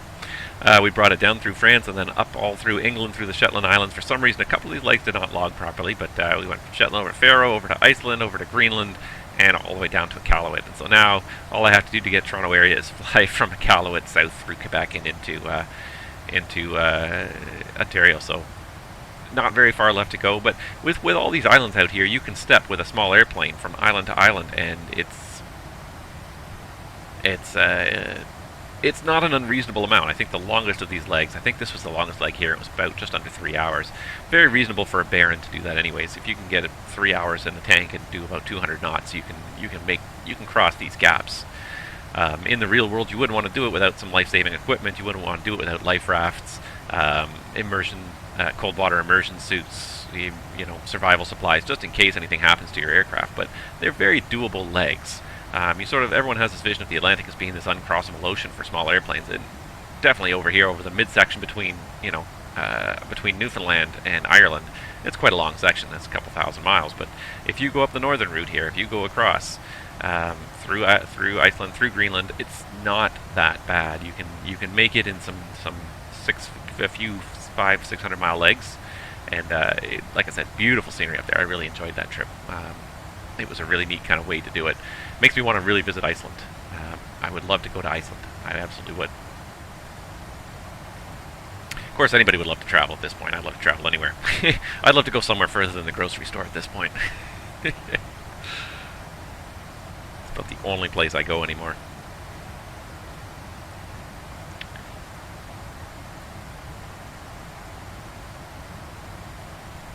That being said, things are going well. We're starting to get things slowly vaccinated, so I was happy to get my first dose of my vaccine about a week ago. No side effects other than just made my arm incredibly sore for about 36 hours. Incredibly sore, but after that, seemed to be doing fine. Happy to have that done, especially because I will be going back to work soon, and that'll be a bit of a disappointment as well, because I'm gonna miss having this regular opportunity to stream. When I go back to work, it's probably gonna start to become a regular again, and definitely when it does happen, I'm gonna try to always keep it to at least once a week. But when it does happen, it's gonna be very much all over the map when it does happen. It's not going to be the same time every week. It's going to jump back and forth. So my Discord will become even more important for conveying when that schedule is going to be when it becomes inconsistent, unfortunately.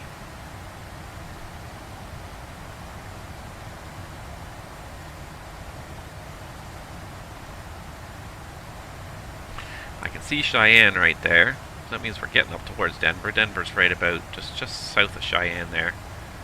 I don't think I can zoom out and see it really very well, but in this area anyways is where Denver's going to be, so we're going to pass it before too long.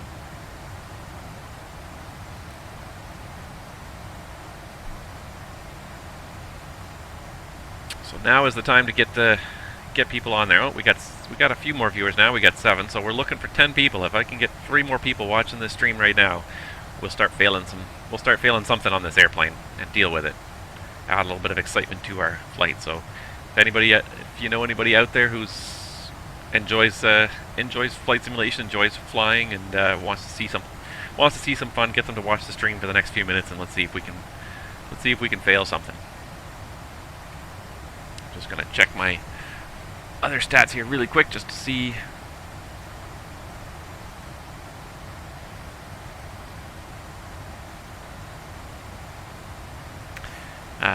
Yeah, just to see how many people are watching there. Yep, still looking for more people.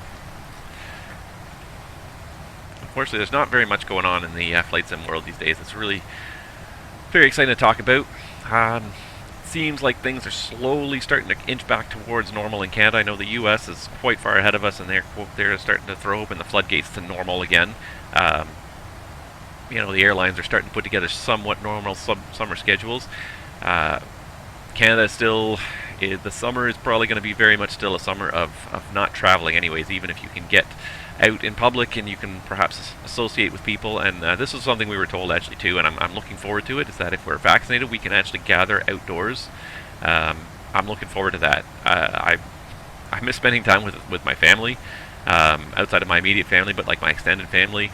I miss seeing them even occasionally, so I'm looking forward to having just like a backyard barbecue one of these days, and not inviting a whole bunch of people over, but just inviting, you know, parents over, or brother, people like that, just some close relatives, but at least expanding the social circle a little bit, having a little bit more interaction with other people outside of Zoom calls, because we had a Zoom birthday last week, and I'm just beginning to really hate them, because it just they lack the dynamics of a real true birthday party. Because the trouble with Zoom is that you can't have multiple conversations. There's one conversation happening and everyone has to listen to it, and that's it. And I mean, it's something. It's better than zero, but it really, I've gotten so Zoom fatigued now.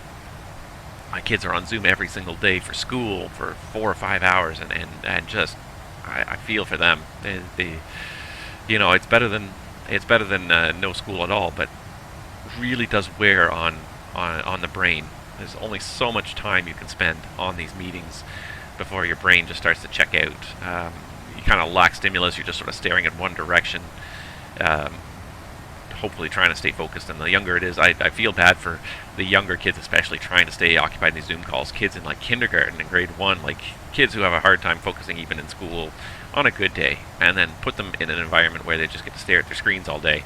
And the kids love staring at their screens, but you know, they lack even any interactivity with their classmates. Like, nothing happens that isn't dominated by the one conversation that's happening. You can't have multiple sidebars in Zoom and in a normal meeting. I mean, yes, you can have the breakout rooms, but you can't have like an informal, hey, let's just talk about something over there while those people are talking about this. Like, I'm so tired of it. I'm just so tired of the Zoom calls. I am looking forward to, we got 9 people. Oh, we can need 1 more.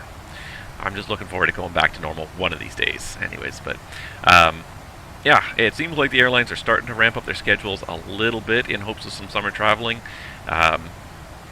It's actually funny. I was reading I was reading in the news that the UK came up with, or somebody in the UK came up with how much money the pubs and restaurants in the UK have lost in the last year and a half, and they came up with a ridiculous number. It was like $2.5 billion or £2.5 billion or something like that these industries have lost collectively, and they need to get back. So so someone went and did the calculation and said, well, you know, support your local pub. In order to do that, in order to get that much money back into the industry, if everyone in Britain goes and buys 124 pints at their pub, then the the pubs won't go bankrupt. Which is probably not true, because obviously it's again, painting everything with a broad brush. Each individual pub has its own budget, but the amount of money that is lost, every Brit would have to go and buy 124 pints at their pub to provide enough money for all the pubs to keep going again. which would be one hell of a commitment on behalf of Brits everywhere. 124 pints. It doesn't say kind of over what time frame you would buy that. I imagine that wouldn't be one night. But that's how much money they've lost out of the restaurant industry as a whole, is 124 pints per person. Which is, I mean, that's a lot. I mean, obviously some people go to the bar quite a few times, go to the pub quite a few times a year anyways, quite a few times, maybe even a month, and buy a couple of pints each time they go there. But, when you multiply those losses across a year, like, all these industries have lost just untold amounts of money. It's no surprise that a lot of them are just shutting down. Greyhound, actually, that was the thing in Canada this past week. The Greyhound has announced that they will terminate all domestic bus services, I think effective in like 2 weeks. They've basically been almost closed down the entire last year and a half. Nobody wanted to travel. They're drunkards. Travis says the Brits are drunkards, and they can probably do the 124 pints. Not all of them, but probably a lot of them probably could. Might take them about a week at least to get through it all, but Greyhound has announced that they just, after over a year of essentially zero revenue, they just cannot continue to work sustainably as a company, that they are just shutting down all domestic service. So there will be no more Greyhound bus line in Canada. They're shutting down all their domestic service. The only service will be, there's about 5 transporter routes that go to the U.S., and those will be the only ones left that are running, because they're run in partnership with the American Greyhound, which will still continue to exist. But in Canada, Greyhound is going out of business, so any of these small communities that used to have a Greyhound bus connection to the outside world are now going to be just that much more isolated. No way for people to get in and out of these communities. And I mean, it's not exactly a service that a lot of people were using, but to me, I see it as it was a lifeline to some of these small communities, especially for people who are not particularly well off, people who do not have a lot of money, that don't have their own car. People without a car are now basically trapped, isolated in these communities with very little option to get out for some of these isolated communities. It's a capitalist market. Probably there will be a few bus lines that may come in and cherry pick a few of the best routes and eventually provide some service. But they said that Greyhound has operated in one form or another for over 100 years, and this pandemic killed them. They without revenue for over a year, what can you do? A lot of these things still have sustained expenses. You still have to probably make lease payments on the buses, even if they're not running and you're not paying insurance. You're still probably paying lease payments on them. You're paying to support office staff. You're probably paying for a place to park the buses anyway. So, a lot of these businesses with zero revenue still had some kind of expenses going out the door. The one I thought was also a little funny, a month or two ago. There we go. There's our fuel tank running dry. A month or two in Toronto, there was a barber who complained that the city of Toronto had sent him a business license renewal invoice, and he refused to pay it. He said, "I'm not paying $175 or whatever it was to renew my business license. I basically haven't been open for I think he said he'd been open for 2 months out of the last 12." And they still wanted the same $175 business license, and it's like, I have had zero revenue for that time period. Why am I still paying a business license for a business that's not generating any revenue whatsoever? And I get that the city also needs revenue, but yeah, it really is, $175 is not a whole lot, but it's a principle. If you have not been basically open for the last year, why are you paying for a business license that you're not using? And so many of these businesses, that they still have expenses. The airlines have huge expenses on zero revenue. The revenue at most of the airlines in Canada especially fell by 90 to 95% over the last year. But it was about, I think on average it fell by about 85 to 90% over the course of the whole last 12 months. But those expenses were still there. Tons of people still working. Lots of expense there. Office space still has to be paid for. The airports especially are also really hurting. A lot of them have zero revenue because most of them make their revenue on a kind of they rent out office spaces to the airlines, but then they also make revenue on a per passenger basis. So when you have 0 passengers passing through an airport, your revenue essentially goes to 0. How do they make do? How do they make comeback from that? And I think in a lot of cases, they're looking to the federal government for just a little bit of a bailout, or at least a little bit of relief, because one of the dirty secrets about the airports in Canada is that even though they're all privately owned, or privately run by the various local airport organizations, the airports themselves are still technically owned by the federal government, and all these local organizations have to pay rent to the federal government for owning and running, not for owning, but for running the airport. So there's it's been a huge drain on resources for a long time. It's been a bit of a cash cow to the government. Well, we got rid of all the airports. We basically contracted out the operation of all the airports to all these separate airport organizations. Vancouver Airport Authority, Airport de Montréal, the Greater Toronto Airports Authority, all these different community, town and city municipal-based airport authorities. But they have to collect enough money to pay the rent for the actual airport. The federal government still maintains ownership of the airport, airport property itself, and they have to pay rent to operate that airport. And the rent is absolutely huge, and the federal government does essentially nothing for that rent. All the services the airport provides are provided by that airport authority. So it's a huge drain on their budget. I thought I saw that flash for a second. It says you're empty, and yet you're still running. There we go. But they're definitely not the only ones that are hurting right now. There's tons of businesses that just have had 0 revenue, and unfortunately, like after a year and a half of 0 revenue, have reached that breaking point.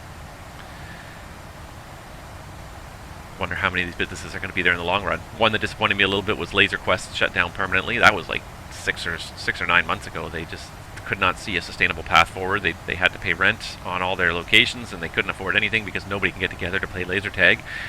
And so LaserQuest is just gone, which is a shame, because I had gone to quite a few LaserQuest birthdays in the last little while with my kids, and it's a fun little activity. It really gets the kids' heart rate up. They're running around. They're having tons of fun. It's a fun activity, and it's a shame that that's gone by the wayside. And it'll be interesting when we sort of really get back to a really truly normal, to just look around and see the landscape and see what is gone, what has fallen and is not coming back. I feel like I got off on a bit of a tangent there, a little bit of a depressing tangent. I'm going to try and stop that tangent now, because that is a little bit depressing sometimes to go down that road of what we've lost over the last year and a half. So let's go back and let's have some more fun in the sim, because that's always more fun. Still got 7 viewers on the channel. If we can't get this 10 soon, I'm gonna have to step away for a little bit of a break. Because again, after about 2 hours of talking, that's when my voice starts to give out. I'm definitely catching up to you. I had about a half a state between us before, so now I'd estimate we got maybe about 25 miles. I don't know if I'll catch you before top of descent. I may not, but maybe we'll. But at least certainly we'll be a lot closer in trail by the time we get to. Phoenix. No ATC in Phoenix yet, but we're getting there. We got, well, let's see, we got 2 hours from now, I guess. Is it really 2 hours from now? Yeah, 2 hours from now, 17:22. It seems like we've covered a lot of distance here already. I don't know, maybe it's me. It seems like we've covered almost half the distance, so I don't... and we've been airborne for just over an hour, so it seems like we should be closer than we are. Maybe it's just the restrictions on the arrival, I don't know. But something seems a little weird, though. It seems like it should be a little bit less than 2 hours still to go. Let's do some investigation, just to make sure everything is...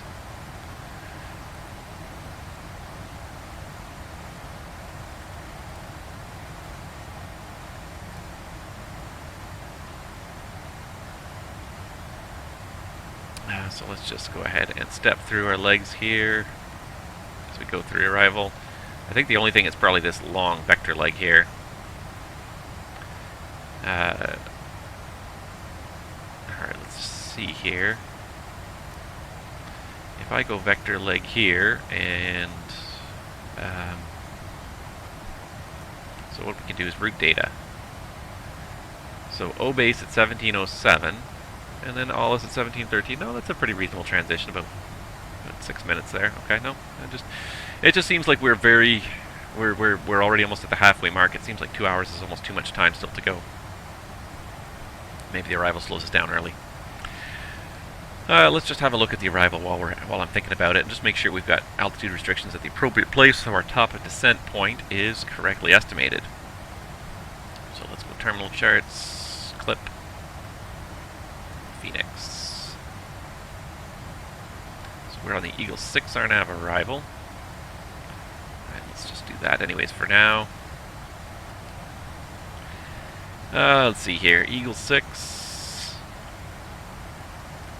Yeah, I mean, it seems like we start slowing up kind of fairly early here. GUP, which is Gallup, I guess, New Mexico. So let's just have a look-see here and just make sure that all of these waypoints are in here. Should be, but it wouldn't be the first time something was missing. Alright, so HBU, RSK, so Kirkham, Sliderton. Is it HBU? No, GUP, that's where we joined. So GUP, Kirkham, Slider, and then, yeah, Tennis, 270, below 330, Peso, 270, 300, yeah, okay, so those altitude restrictions are in there. What does it give us at the top of descent point? 1645. So a little over an hour and 15 minutes from now. Yeah, okay, no, I guess it makes sense. I guess it makes sense. It just seemed like it was a little bit of a long estimate, considering that we've already covered almost half the distance here. Maybe not quite, but pretty close to half the distance. Still waiting to see 10 people come online, and I don't think we're going to quite see it. So I think I may take my little break right now. Just give my voice a little rest, get myself another cup of coffee, and what did I say, 45.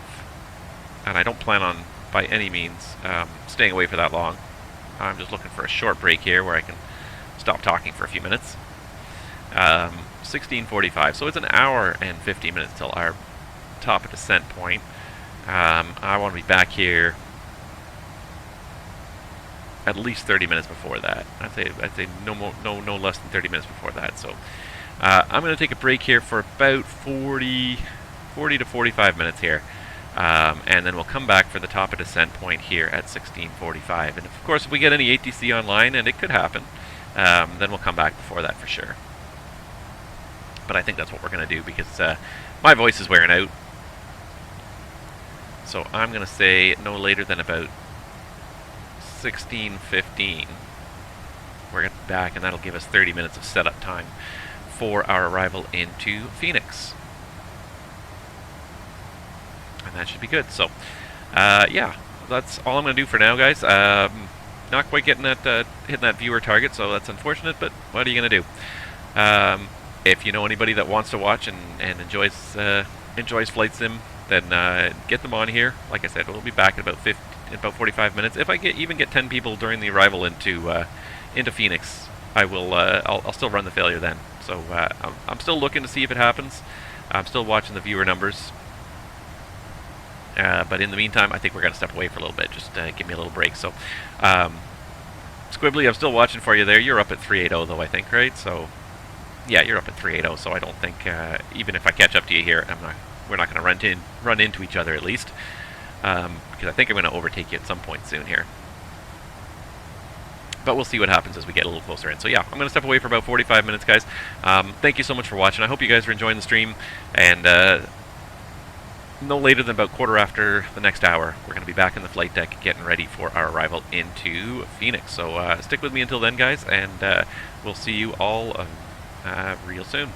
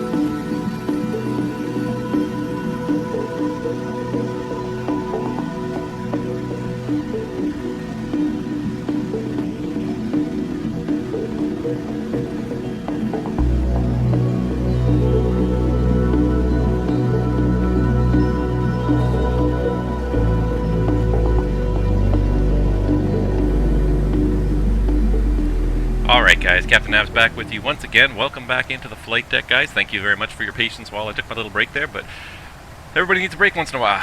Especially streaming it's not a particularly hard thing to do, but the one thing about streaming is it requires quite a bit of talking. And hey Ghost community, how are you doing? And what I find is that after about 2 hours, my voice tends to wear out. My throat starts to dry up, and I start to wear out my ability to talk anymore. So generally, after about the 2 hour mark, I feel the need to step out of the flight deck, just to kind of give my voice a little bit of a break.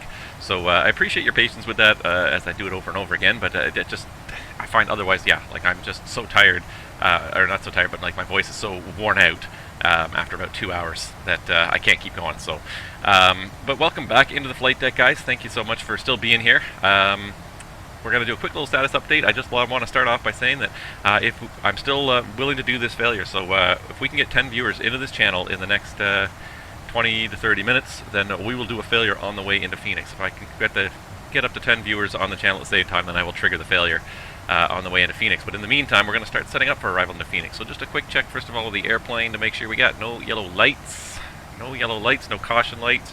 We got plenty of tanks still in the fuel is still in the tank, whatever way you're supposed to say it. 11.3 right now. It looks like we've got a little bit more in the FMS than we're supposed to have, but that's okay. We're getting pretty close here. We're going to have 7.3 over Phoenix anyways, and that's what really matters, is the bottom line. We're going to get to Phoenix with more than the minimum reserve fuel, so we're doing good. And then Squibbly, I saw your comment there that we're catching up to you, so let's go ahead and pull up the STKP here. Let's pull up my live map here, just see what we're doing. So again, still dealing with no ATC. You're right, it does look like we're catching you slowly but surely here. I don't think I see you on the TCAS yet. The other thing I can do is I can actually use vPilot. And what I can do here is, let's do this. I don't know if you guys know, there's a command in vPilot to turn on the list of aircraft, but there's .aircraft, Delta 8225, 30 miles ahead, 29.4 distance. So, yeah, I mean, you're getting there at this point. 29.3. I'm still catching up to you. It's not at this point, I'd say, critical. We still have 20 miles to close before it becomes a problem. 140 at 11, 29 degrees, Q2982, 140 at 11. So yeah, probably favoring the east flow then, 140 at 11. So I'm not going to roll the cost index back yet. I'm catching up to you, and I will keep an eye on you, and if it really looks like we're going to run over you, then I will by all means roll it back. But I'm not going to roll it back yet. I'm still 30 miles in trail of you, so at this point that's plenty for ATC. ATC purposes would require a minimum of 10 miles en route, so we're still triple the required distance, so I don't think I'm going to catch you. I am slowly getting closer, but I don't think I'm going to catch up to you before we get to Phoenix here today. So we're going to just roll with that for now. All right, so yeah, without further ado, let's get some information happening here, because we're going to reach that top of descent point in about 30 minutes, and we want to make sure we are ready for it. So first of all, let's go for landing data here. Show the en route, and actually before I do that even, let's just make sure we pick a landing runway here. So just trying to remember, I've been to Phoenix a couple times, but I honestly am having drawn a little bit of a blank on the runway configuration, which ones. I know it's 8s and 9s, I believe, but I don't remember which one's which. So there it is. 8 is the north runway, and 7s, sorry, are the south runway. See, I've been here a few times, but not enough that it's really stuck in my head. So yeah, because we're kind of coming in from the northeast, we're going to come down this way and circle back. I like landing on 8, so we're going to leave it on runway 8. Okay, so just wanted to make that choice. Since we don't have any ATC online yet, fingers crossed. Community never been to PHX. It'll be fine. There's high terrain kind of around the airport, but it's stuck in a very big valley. The whole city of Phoenix is in a very large, wide valley. So as long as you fly the procedures, it'll be no problem. It looks like it's a beautiful day there. Nice long runway. You got nothing to worry about in Phoenix. It's gonna be a great day. So let's see, 8 degrees. We're gonna say it's gonna be a dry runway, and there you go. Thank you for the winds. So show the keyboard. Well, you know what? I'm just gonna do like I always do. Winds calm. Kind of a worst case scenario if we have a headwind on landing, which we should, then it's even better than that. So 29 degrees in Phoenix. Well, it's not going to reach 29 degrees here in Toronto today, but it's definitely nice out there. It's really nice. I was just outside for a little bit, and it's a beautiful day out there. So I'm looking forward to getting out. Maybe I was thinking today would be a great day to go for ice cream, but I'm pretty sure all the ice cream places are closed. So I guess we're not going to be doing that. Air conditioning on, anti-ice off. So, but at least, you know, maybe go for a little ride around the neighborhood or something, just something nice to, just spend some time outside. So, let's see here. Estimated landing weight today. So what we'll do is we'll go into performance. So let's get our ZFW here, 134, and we're estimating to have about 7,000 pounds of fuel. So we'll be landing at about 141,000. Just some quick mental math there. It was funny, I was making a joke about not liking the quick mental math, but no, you can do quick mental math in the flight deck. Definitely that's going to be more than ballpark enough. Whether I'm off by 500 pounds is not going to make much of a difference on the landing numbers. If it's tight enough that I'm worried that the numbers are so tight at 141,000 and then I'm 300 pounds over that, the numbers are probably too tight to begin with. So let's go ahead and calculate that. En route landing data. So VREF plus 5 is going to be 152 with a flat 30 landing. We're looking for 8,200 pounds with no reverse thrust credit, and I am going to use the reversers. And a landing distance available of 11,000 feet. So we got lots of room to land there, so not a problem. So the landing calculation's done. Let's go ahead and just have a look out the window. Everything happening there. Everything looks good. All right. Woo. Whoa. Maneuvering around the flight deck like a drug person here. Okay, so let's go ahead and let's throw that up there, and let's bring back my FMS here, because I love my AviaWorks EFB. I still think it's one of the best, definitely one of the best add-ons I think I've ever encountered, because it just creates such a relatively realistic way of interacting with the FMS. So let's go ahead and bring back the FMS. There it is. All right, and it's a little bit darker now. I think it's because the sun went away. Stand by 1 second.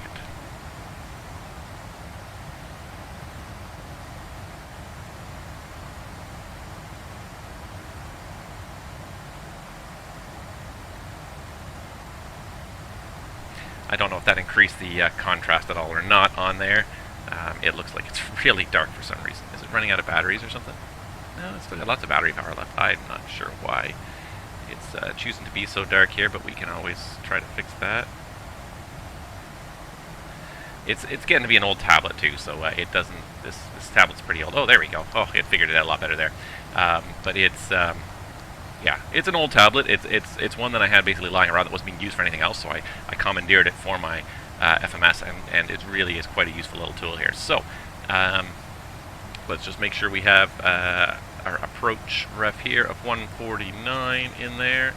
Okay, so that's good. And that's basically all we need for the approach ref. Let's just make sure. I believe we had the arrival already set up to the ILS to 08. We do. So I don't think we're going to change anything. And we had the one transition, which I think was the Alice transition. So let's go ahead and let's actually go over to the EFB and just check out the charts again. So now we're going to bring up the charts for the ILS as well, just to make sure we've got it all set up here.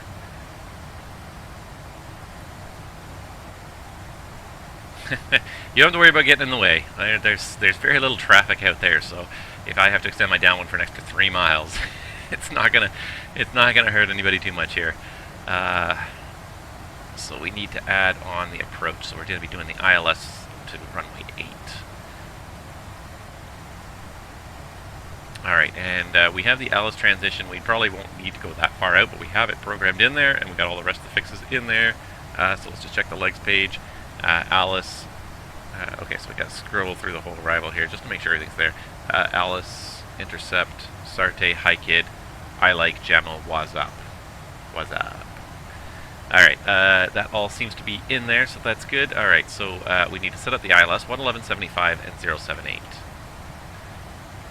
111.75.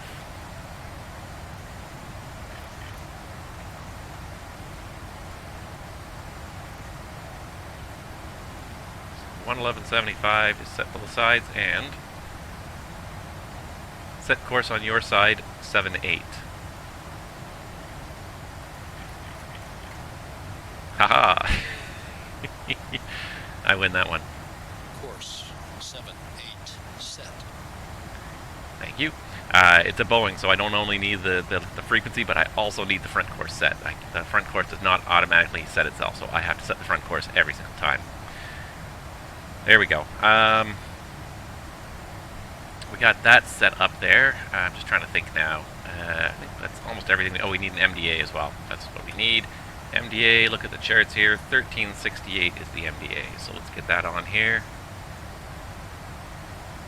And 1378. Won't slide around too much. This is one of the few one of the problems with track IR drawback is that if I move my head too much while I'm trying to hold this button in, then the mouse pointer slips off the button and it stops working, as keeps happening here. So I really, really like Track IR because it's a really good tool for looking around the flight deck. It's very natural, and then I don't have to waste a finger or the mouse or anything looking around. I just turn my head and the view changes. But there is disadvantages to it, and you know, you get, especially on stream, like you get these head bobs and things like that. You realize people move their heads more than they realize, and normally your brain just compensates for it when you move your head. You don't even think too much about it. Your brain knows your head is going to move, and it compensates for it, and so your vision doesn't see any changes. 1378, 1368. Oh shoot, my bad. But when you're using Track IR and the screen is translating every single, that's the wrong button there. It's translating every single head motion. You become more aware of them.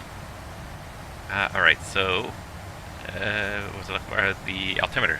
You said the altimeter, and I've already scrolled out a view here in the conversation, but you were telling me it was 2982. So let's go ahead and set that as well while we're here. And, oh look, how perfect. I set it for myself.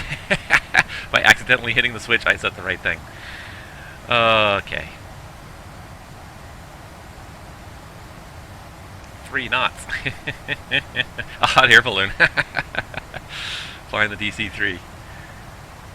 Yeah. I mean, in an airliner, they're designed to have quite a few knots across when you don't even notice it. You know, if you get some sideways force, the gear is designed to take that sideways force. Something smaller, obviously, yeah, it makes a difference. I do notice the crosswinds, I think, more now in the Microsoft Flight Simulator environment than I notice them in the P3D environment.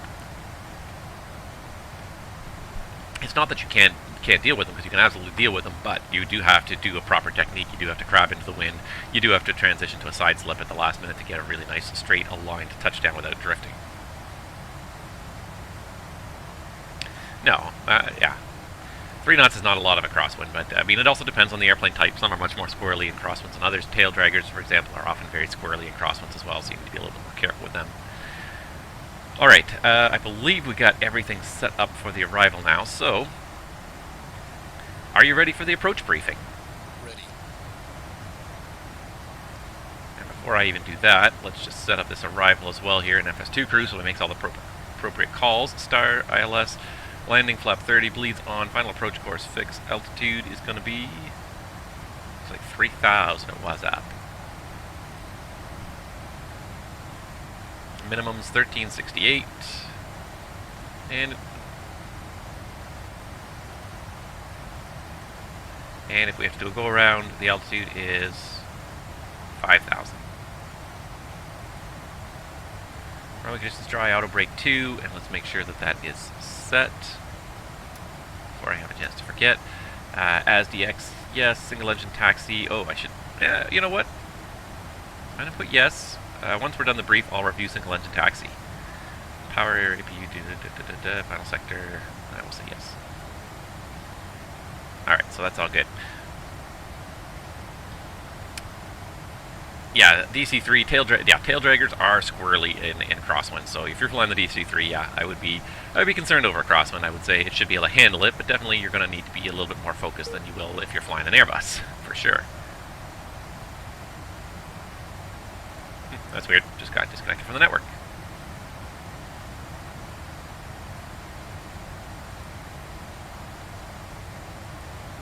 There we are. We're back again. That was strange, but we got disconnected temporarily from the network. That must have been a reset of whatever server we're connected to. I usually connect to the Canada server, so it must have been some kind of a... Oh, and it happened again. So, in which case, I'm going to switch servers here. That's my first thing. If one server is giving you trouble, try the next server. Oh, and then it doesn't like me on that server because it thinks I'm still connected, so there's still there's a problem on the network. There we go. Now I connected. Because it didn't even recognize that I was disconnected from the Canada server, so there's some kind of thing going on. How to switch? If you want to switch servers, if you're using vPilot here, you go to Settings and you go to Network, and then you can change your server there. So I've changed it now.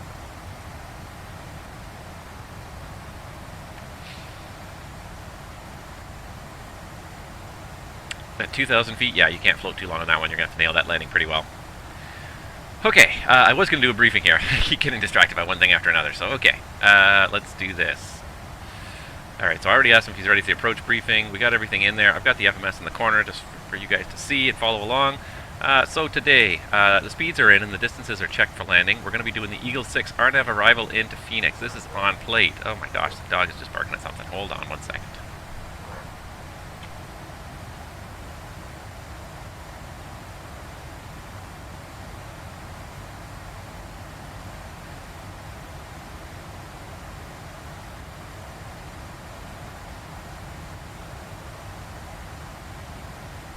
Can't have a cat walk down the street anymore without a dog barking at it. Okay, so here we are, Phoenix. Eagle 6 RNAV arrival, 3rd of January of 2019, 10-2 Foxtrot. We got a bunch of notes here. The first 3 are standard equipment notes, radar required, RNAV 1 DDI, GPS required, turbojets only, that's us, good stuff.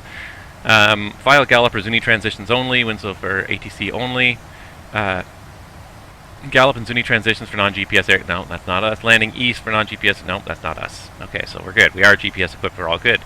So we're going to fly the routing here, and we've already gone through it, but let's just double check it here.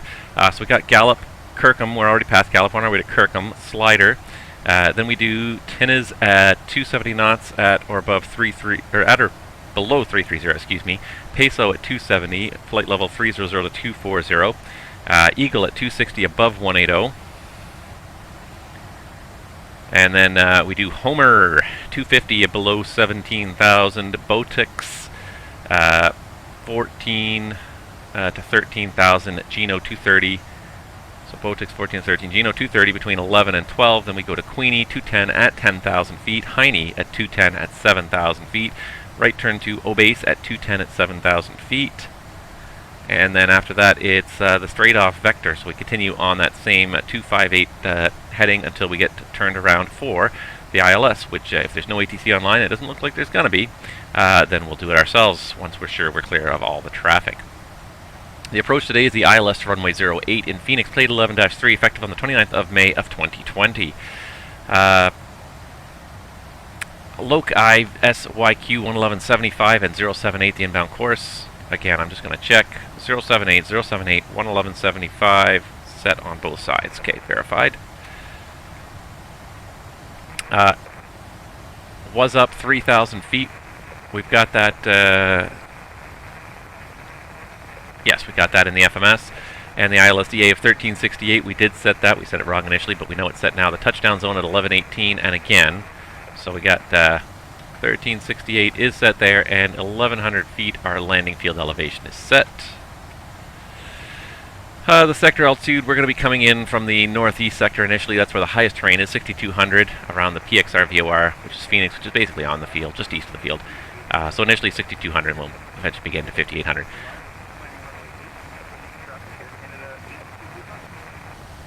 I can hear you quietly, faintly on the radio there. Missed approach, climb to 3,000 feet, then a climbing left turn to 5,000 via heading of 280, and outbound on the PXR 336 radial to the event intersection and hold. Okay, so we're after runway 08. It's straight ahead to 3,000 feet, then heading 280, intercept 336 to event and hold above 5,000. So that is all in there. So straight ahead initially to 3,000 anyways before we start the turn. There are a few kind of lower hills throughout the valley, nothing crazy. Notes DME is required, simultaneous approach authorized with runway 7 right and RN 7 left. Use IYSQ DME when on the lope course, and just ILS glide path not coincident. DME or radar is required for all of these fixes, which we have. And glide slope is a normal 3-degree glide slope. Pappy's left. MALSF lighting system, in reality it's a beautiful day, so I don't expect that the minimum visibility of 1 mile for this approach is going to affect us at all. Once we land, it's going to be convenient right turn off the runway to taxi into a gate. I'm going to try and discover what gates WestJet uses or used to use at Phoenix here, but it's going to be a convenient right turn off of runway 08 for the terminal here, and we're going to find ourselves a gate in a minute. And what I'll also do actually while I'm just thinking about it here is I will add the parking gates chart as well, just so we have it ready. Alright, so that's about it for now. Terrain, there is high terrain, especially underneath us as we do this arrival. As long as we meet all restrictions on here, that'll be not an issue. The highest MSA is about 6,200 feet around the airport, so if in doubt, climb to 6,200. We're within 25 miles of the airport. Weather is looking like a beautiful day in Phoenix anyways. Operational, I don't see any major issues with the aircraft right now. NOTAMs, let's pull up the NOTAMs really quick here and just see if there's anything in Phoenix that will affect us. Apron taxi lane whiskey, taxiways hotel between Hotel 1 and South Cargo, apron closed. So I don't think that's going to affect us. Mike's 200 feet, Lima. Okay, so let's pull up the taxiway charts here, just make sure there's nothing that's going to affect us too much on our taxi. And we're expecting to use Bravo, Sierra, so they said like whiskey, hotel, whiskey taxi lane, hotel. Yeah, these are all down here. Mike. I don't even know where Mike Taxiway is.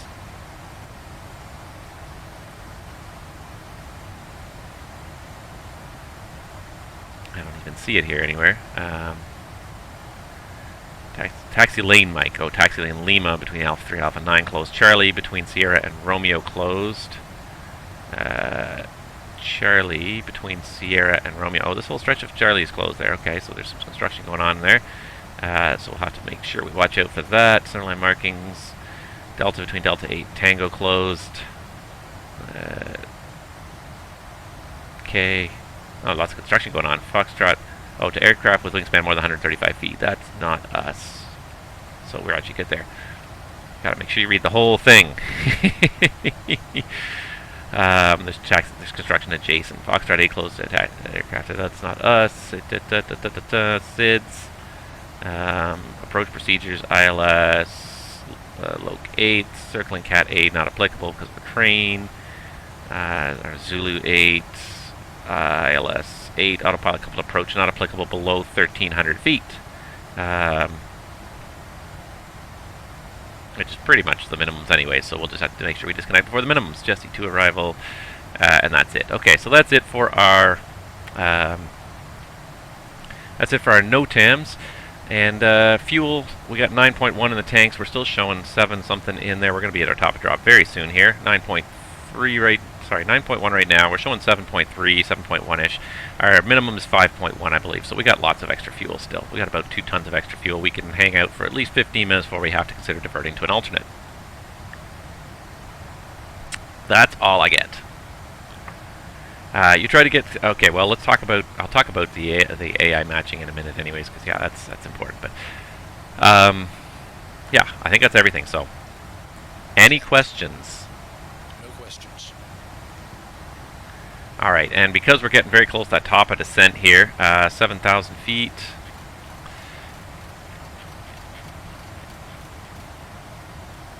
All right, 7,000 feet is set right now for our bottom altitude, assuming we get a descent via clearance.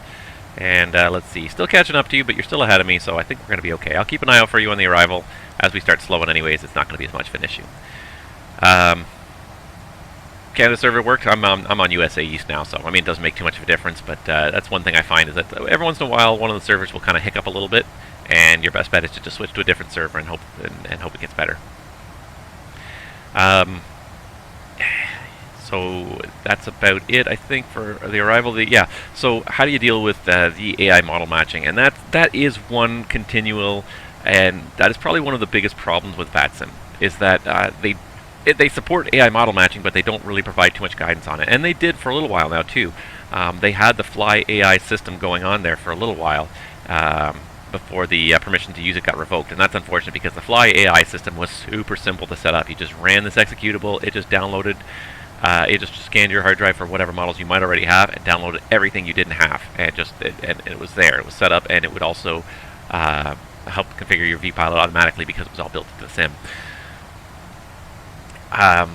The key to it was that it was simple. It was just like a run once, single executable installer, and it would do everything, and you would never have to kind of tweak with config files and all that other stuff. Everything was set up for you super easy, and it's a real shame that the Fly AI project got shut down. I know VATSIM is working on some kind of a different project to kind of replace it, something that again is easy, because this is probably the single biggest problem with VATSIM, is that the AI model matching has never been consistent. It's been sort of, VATSIM sort of provided the network but left it up to everybody to get their own AI models into the sim. And really that's a huge part of the sim is the fact that you're flying with other users. So the fact that you can see the airplanes and see them correctly. So the fact that VATSIM had kind of a vested interest in the Fly AI project and making it work, I think shows that they know that it was an important component of the network, and the fact that unfortunately it got shut down with nothing to replace it right now is, well, it's unfortunate, but unfortunately there's nothing much we could do about it right now. They are trying to come up with an alternative solution. So keep your ear to the ground for a better AI model matching system from VATSIM. I know it's on their list of things that they would like to try and, again, get out there, but one thing that VATSIM has always done is they've relied on contributions from the community. It's always been the way VATSIM's been. They do very little besides provide the network backbone and set up some rules and such, but in terms of like the clients, all the individual clients are programmed by individual developers that contribute to the network as a whole. You're not required to use this client. I use vPilot. I think it's a very user-friendly, easy-to-use client. But you're not required to use that client if there's another client that works with your sim. The key is that it has to be approved by VATSIM, just because they need to make sure that it correctly accesses the protocols, doesn't cause any problems with the network, anything like that. But otherwise, yeah, and that's what VATSIM has done over the years. Is they've always been relying on third-party developers to put together a lot of their external interface. They put together the most basic, the backbone of the network. They set up the whole organization, but then, things like VATSPy is again written by a third-party developer. Most of the online VATSIM mapping sites are written by third-party developers. So here comes our top at descent point. So yeah, it's always been a bit of a struggle, and I'm afraid I can't help you much with the AIG model matching, because yeah, I never really had much luck with it. I was very happy when the Fly AI package came out because it really allowed us to have a great package. Yeah, I'm going to hit those speed restrictions soon enough, and that'll keep us well sequenced. Don't worry too much. If I can't even see you on my TCAS yet, then I don't think we have a problem. And I do have, yes, I have traffic turned on. And yeah, I'm coming up with the first speed restriction as well here. It's at 10 anyways, so it's already rolling back the speed for that restriction for me too. So not going to catch each other, but we're going to be pretty close. I'll probably pass by you as you turn final. Yeah, I wish I could help you. I really have not had much practice with that Fly AI group at all. It's never been my thing.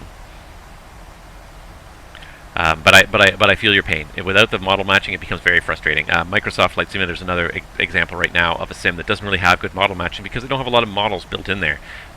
You know, over the last 10 years, tons of models have been built and imported into the P3D and FSX world. Not too many have been built and imported yet into the Microsoft Flight Simulator world, so you get a lot of very generic models. This is one thing that they actually have done a little bit well, though, is Microsoft, or Asobo, has built in a few very generic-looking airplanes, but at least a couple of different categories of generic-looking airplanes. So there's a generic twin jetliner, generic business jet, generic GA airplane. Like there's a few different generic ones that kind of help fill that void for now. But I'm hoping that soon the community is going to come together and get some good AI models into the sims. That's probably the biggest problem with trying to fly that sim on the VATSIM network right now, is that model matching is basically non-existent, and it's frustrating. It really is. I really would like to see some better model matching in Microsoft Flight Sim, and it will come eventually, though. I have faith. I have faith that it will come eventually. The key is people need to learn this new sim because the sim allows for a lot more detail. I think people have to be a little bit more picky too about what they release. What passed in the FS9, FSX, P3D worlds may not always pass now in this new world with the high quality textures and everything else. It would look very odd to see a very blocky looking, low quality texture airplane taxiing around. So, you know, everyone needs to up their game a little bit to sort of match what's being offered in the sim. But I have faith it'll happen eventually. And like I said, like VATSIM has a vested interest in making sure that it happens effectively, and when a project presents itself that is a natural fit, VATSIM will definitely promote it. Unfortunately for now, you've just got to use your imagination a little bit. Alright, we're getting down there already. We're already in our descent now. I believe Phoenix is just over that ridge there. There's a big wide valley that's going to open up, and that's over here where Phoenix is going to be.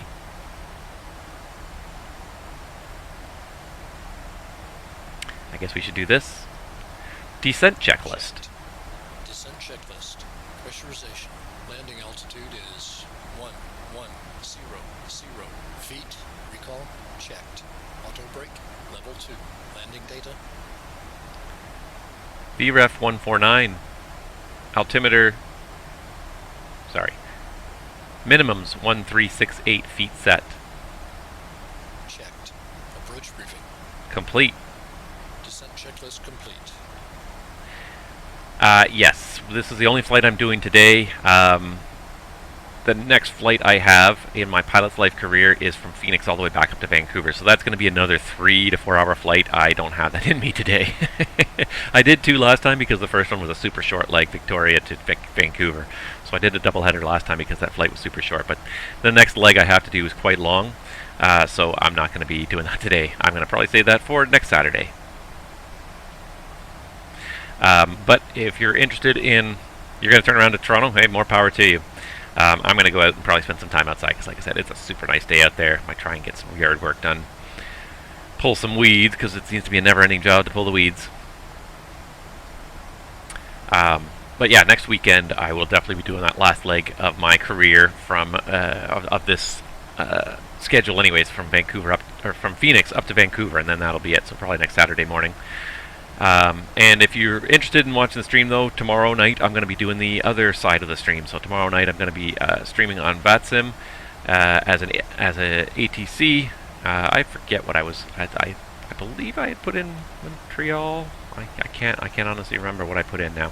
I put it in my Discord what I had planned to do, and now I've forgotten what I wrote down. So I'm just going to go and look really quickly. But I believe I said Montreal Centre. Anyways, it's also always subject to what's already available. So if somebody's already staffing that position, I can't kick them out. And if there's another empty position nearby, then I'd rather take that. So,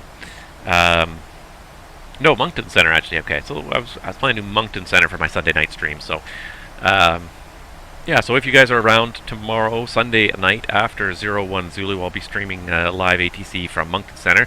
Unfortunately, because it's Moncton Centre on the East Coast, it's a little bit later even because of the time zone. So it's already going to be 10 o'clock local time by the time I get started. So I may not see all that much traffic. The one thing about Moncton is it's one of those centres that has a lot of overflights though, because it leads to all the transatlantic traffic.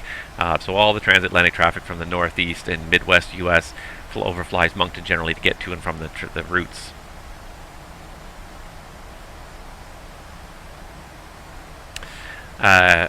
So yeah, so I'll be doing that tomorrow night. So if you're free and you want something to do, or just make sure you follow me on YouTube, because I still am streaming my ATC on YouTube. I still haven't committed to Twitch or YouTube. I think I might commit to Twitch in the long run, but I don't know yet. Still, I just can't make up my mind. So, but if you're not on my YouTube channel, follow me on youtube.com/CaptainNabs, and we will and I will be streaming that ATC tomorrow night. So starting at 01 or shortly thereafter. Sometimes I can't get started by 01 Zulu, but definitely by quarter after at the very latest, I'll be online streaming Moncton Centre. And if you want to fly, you're welcome to fly in and out of any of the airports in the Moncton FIR in Canada. So Halifax, Moncton, Fredericton, St. John's, Gander, Goose Bay, all those kind of airports up on the east coast of Canada. If you want to fly in or out of them, you'll have some ATC tomorrow night. Good luck getting the AIG traffic packs working. The other thing that always bugged me a little bit about AIG before was that you had to basically install everything kind of individually, and that was very frustrating because you want to have a wide variety. You don't know who you're going to be flying around. I mean, you can sort of have a good idea by region of who you're more likely to see, but you don't necessarily know which airlines you're going to see. If I'm flying in the United States, I might see Delta, I might see United, I might see Southwest, I might see Spirit or Frontier or SkyWest. There's lots and lots of different airlines, so to look at a list and have to pick and say, I want this airline, this airline, this airline, this airline, it's a bit odd. You basically, I always wanted them all. But that was also at the same time one of the downsides. Oh, that's right, we had to look up a gate. That was one of the big downsides of the Fly AI package, was just the size of it, because it automatically downloaded almost everything. Let's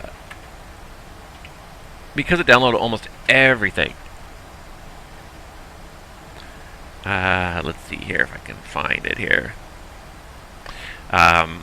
The Fly AI package, because it had all the AI models downloaded at all times, it was ridiculously huge. I think it was 14 gigabytes by the time the whole AI package was installed. It was absolutely ridiculous.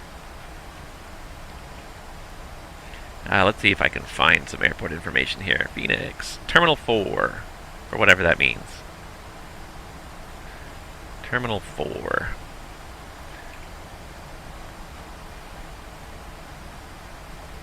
Terminal 3, Terminal 4. So Terminal 4 is the new terminal. Okay, that's good.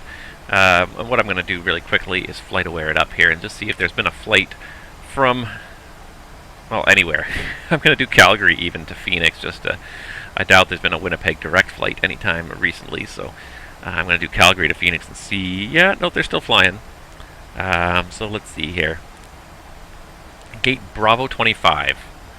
Bravo 25 is going to be our gate today, so that's what I'm going to set as our gate. That seems to be where WestJet has gone in the recent times. So Bravo 25, so let's go ahead and just have a quick look just to get a sense of where it is.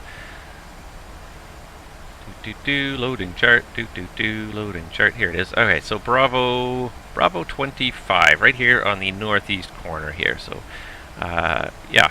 So that's where we're going to head. So we'll taxi down Bravo, and turn in probably here at Charlie 11 to get to Bravo 25. It's going to be our gate in Phoenix. And yeah, Bravo 23 sounds good. You'll be right adjacent there. Perfect. Thank you for reminding me of that. I said I was going to look it up, and then I totally forgot I was doing that. Alright, yes, I believe this is the valley where Phoenix is located. Usually it's a nice big wide valley. There is quite some high terrain towards the ends of it, but the valley's 50 miles wide. You don't have to worry about it as long as you're not flying a long way. And Yeah, thank goodness somebody's monitoring my flight at least, because I'm not. Alright, here we go. We're getting through the restrictions here. I'm relying on the FMC to fly everything for me here.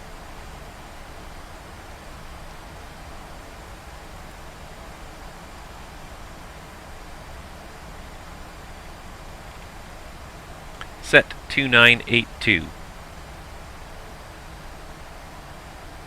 Altimeter 2982 set. I don't know how to get to trigger this anyways. 2982 is set twice anyways. Pass through 17.2, so the next one's 17,000 and below, 250 knots at Homer. Still don't see on my TCAS yet, but I'm sure since we're going to fly past the airport and turn around on the downwind again, I'm sure we'll sort of see each other that way. It's a little bit early to be triggering that 10,000 foot descent. I'm guessing it's 10,000 feet AGL as we pass over this sudden high terrain right here. He's thinking, oh, 10,000 feet to go. Yeah, which should be 10,000 feet above the airport elevation, though.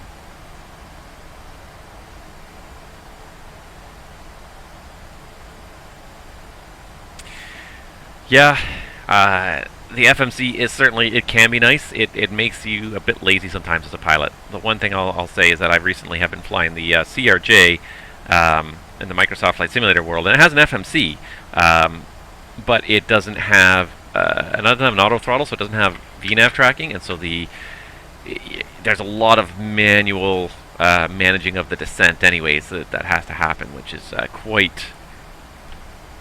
it's not problematic, but just for me personally, since I've been flying the Boeings so much and the Airbuses, the CRJ feels like a hell of a lot of workload right now. That's my only thing. The CRJ feels like a lot of workload. It's not really. It's not an unreasonable amount of workload by any means, but it just feels like a lot when you're used to flying the Boeing. And this thing is just, it's following its nice little perfectly generated glide path. It's hitting all the restrictions in here that are programmed in. Super easy. Almost too easy. The cabin is secure.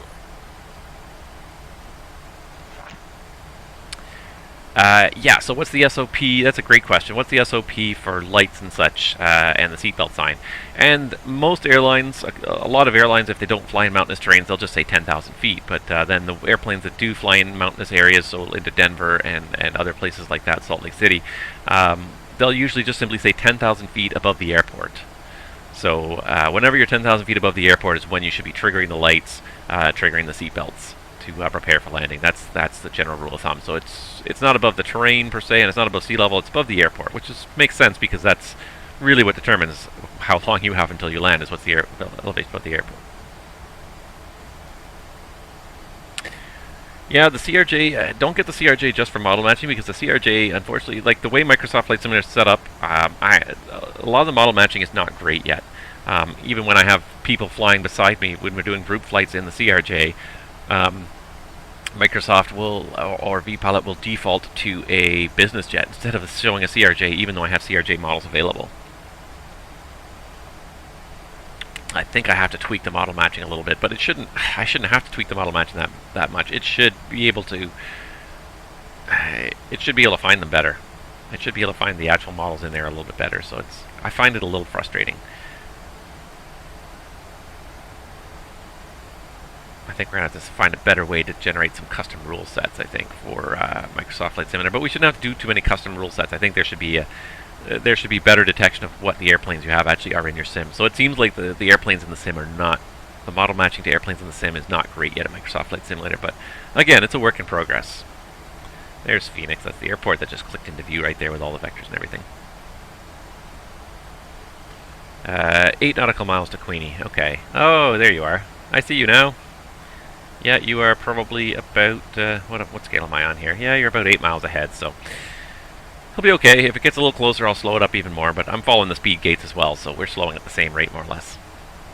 Yeah, that's the only trouble with Microsoft Flight Simulator. It looks great, but it's still, so much of it is very immature, but, and this is one of those things that, like, we've grown to take it for granted. In the P3D, FSX, X-Plane eras, we've grown to take for granted how much the community has contributed to the worlds that we fly through now, whether it be through scenery, airport add-ons, airplane add-ons, whether it be through AI traffic models that have been created and painted in various liveries by various developers. All these people have done it using their own time,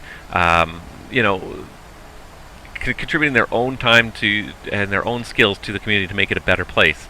And Microsoft Flight Simulator is it's a brand new platform, and so people need time to develop for that platform. We've been spoiled by the amount of work that has already gone into P3D and FSX ahead of us. And so we kind of, that's our expectation of what a stable platform should be.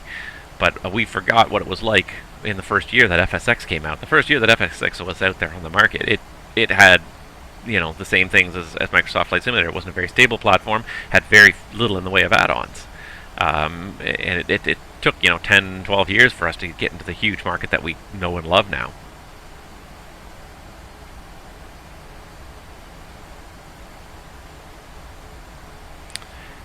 Oh, no, I still got you on there. You just passed over Queenie now, so I got you. It's going to be fine. We got lots of room here. Let me just make sure I'm on Unicom here. Yep, we're doing good. We're going to hit that 7,000 right there at what is it, Jaime or Heine? Heine. We're going to hit the 7,000 at Heine. Yeah, my first flight simulator was FS4. I remember flying FS4 on, I think it was on a PS2, and that was back when the PS2 was not the PlayStation 2, but it was the Personal System 2 from the PS2 from IBM. 20 years before the PlayStation ever came out. I remember FS4. Simple green background, blue sky, and little white lines painted on the ground for runway. Just most basic line vector art for runways, but just close your eyes a little bit and just open your imagination. And you can still believe you were flying. I remember that still. That was my first flight sim, and I got out of it for a long time, actually. I was into it during flight FS 95 and 98, and I think 98 was when I sort of got out of it. And then I really didn't touch it again too much until the FSX era. But I still remember the add-on packs. I had a bunch of the scenery development, the scenery add-on packs. I remember before it was technically Microsoft. It was produced by Bruce Artwork Organization. BAO was the one that actually wrote the original. Bruce Artwork wrote the original flight simulator that became the Microsoft Flight Simulator franchise. Phoenix 1651 Zulu, 31 degrees down there. Whew. We're gonna have to go have a beer by the pool at the hotel, I think, after this. 31 degrees. Alright, we're supposed to hit that flaps, that 210 restriction, and we're not going to hit it with the flaps up, so flaps 1. Flaps 1. And since we're below 10,000 now, we got lights on. We got seatbelts on. Approach checklist. Altimeters.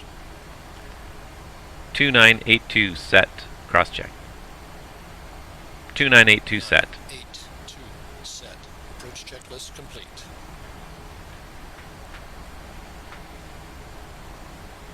I don't know why the speed went to 192. I'm going to do speed intervention and keep it at 210 here.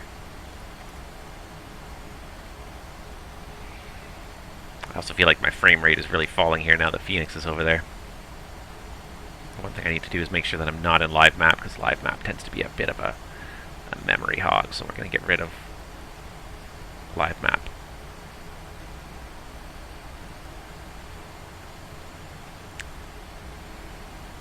But yeah, Phoenix it's another big airport, so unfortunately it's penalizing my frame rate a little bit here.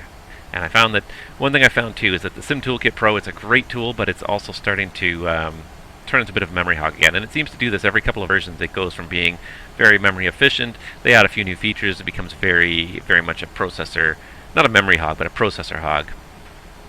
And it hogs a bunch of processor power, and then it penalizes the sim for a little while after that. So, all right, looks like you're level at 7,000.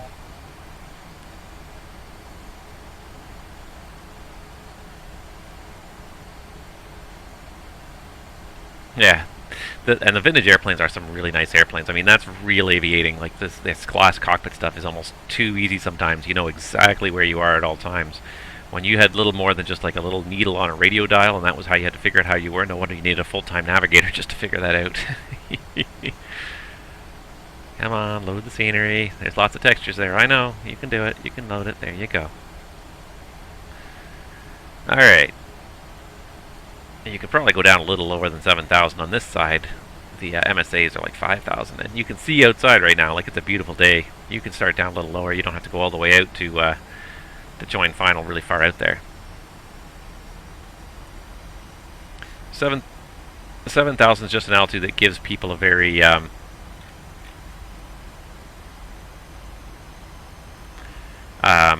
it just gives the, the controllers a lot of room to work with. If you're level at 7,000, then they can drop you down based on the traffic little by little. But yeah, I would normally expect you're going to start down a little bit sooner. Usually before you reach the end of the star, they're usually breaking you off the star and trying to get you down faster and more efficiently. So I'm going to go ahead and set 5,000 for now, and I'm just going to do a level change to 5,000. And what I'm going to do is let's bring up the approach charts and let's just see roughly what the crossing heights are so we can plan an appropriate base turn. Are you turning? Why are you turning? Okay, so we're just a little bit to the left of track. Okay, fine. So if we go down like 5,000 at I like, 4,000 at Jamil. So, and you can expect to lose about 1,000 on your base leg. So if you're passing I like at 6,000, you can turn base there. You don't have to wait.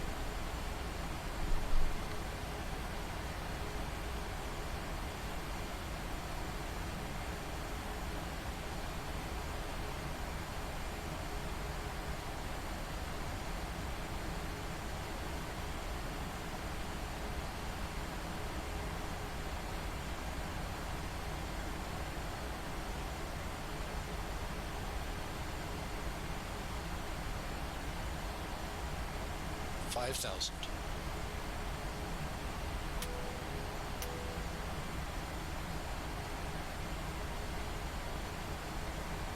$1,011.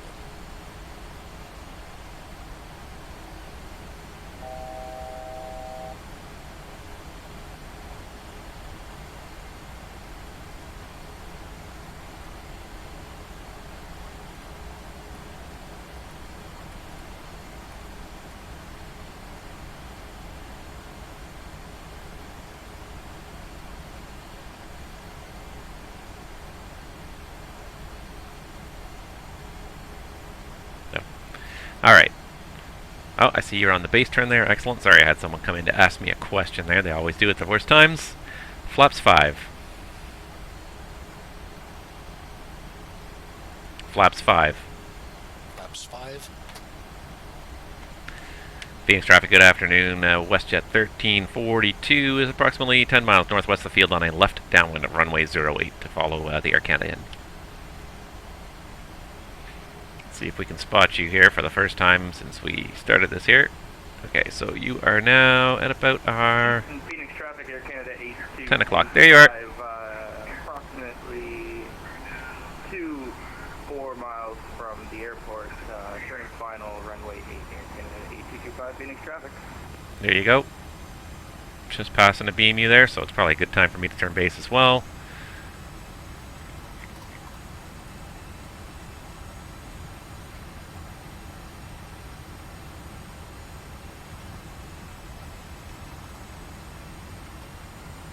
So we're going to go heading 170 for the base.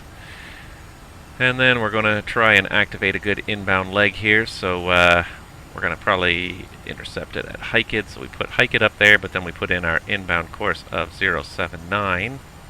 And then we got a nice localizer drawn on our map for great situational awareness. Fantastic. A little disappointed I never did get those 10 viewers at the same time. I got 9 a whole bunch of times. I was stuck at 9 for a while, and then we never quite got to 10, so we never did get to run that emergency. But you know what? We'll just save it for the next day. Alright, there we go. So yeah, I'm about 5 miles behind you, which is just perfect anyways. It should be no problem at all for us to for you to clear that runway before we get there. But we'll be nice and close together when we get to the gate now, instead of waiting forever like last time. It's okay, we learned anyways from that one.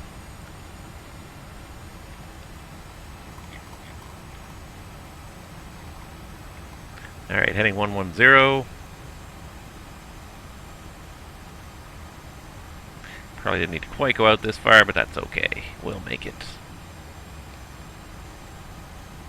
Alright, and we got a nice intercept going on here, so let's go ahead and arm the approach. Loc and glide slope are armed. Last chance for anyone to get in a prediction too. Type in !predict, and you can guess what the landing rate's going to be. So like this. Glide slope alive.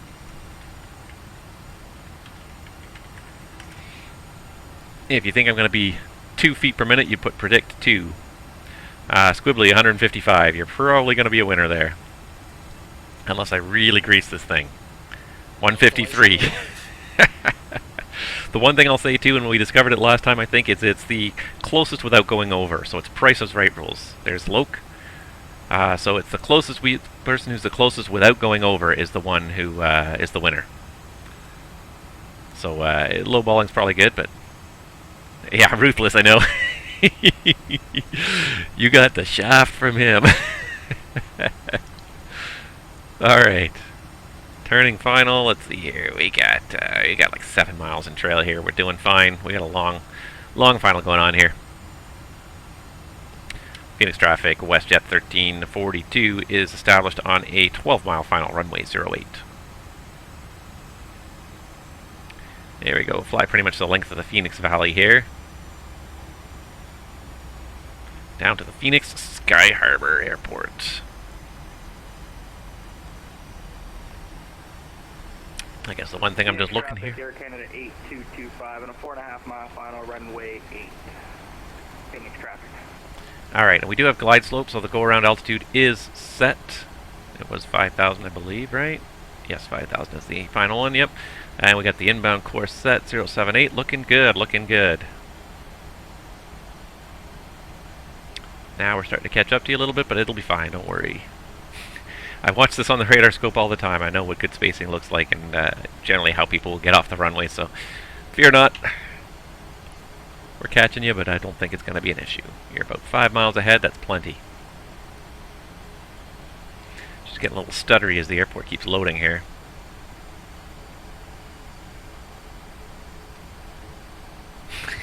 Don't worry, it'll be plenty of time.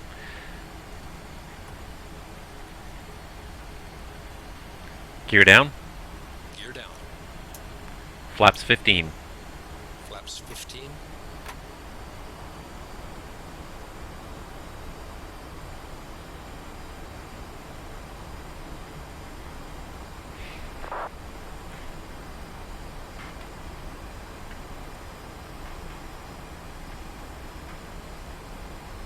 Alright, just use caution. There's an American taxiing for runway 08. Hopefully he'll be watching for us.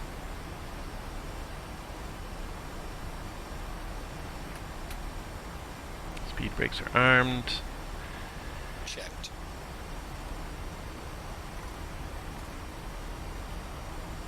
Fine approach fix. Height checked. Missed approach altitude set. Check. Flaps 25. Flaps 25. Flaps 30. Flaps 30. Landing checklist. Landing checklist. Engine start switches. Continuous. Speed brake. Armed. Landing gear. Down 3 green. Down. Flaps. Flaps 30. Green light. Landing checklist complete. Check. Alright, so you should be touching down. I'm coming up to a 4-mile final behind you. Lots of room here, not to worry.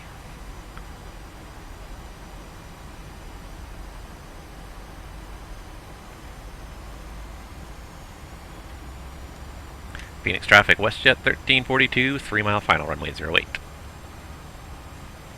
Watch out for that American on the taxi out as well. Hello, downtown Phoenix. You probably look a lot better in Microsoft Flight Simulator than you do here. I wonder how many of those are default buildings and how many have been added by Flightbeam to kind of complement the Phoenix scenery here. Phoenix traffic, Air Canada 8225. We are clear of the active. We're going to taxi to gate Bravo 23. I don't see the American that's taxiing to 08. As long as he's not in the runway in front of us, that's the important thing. We have to disconnect the autopilot by 1,300 feet, but we'll just do it now here anyways. Runway's in sight, cleared. Landing. Check. Autopilot coming out. Check.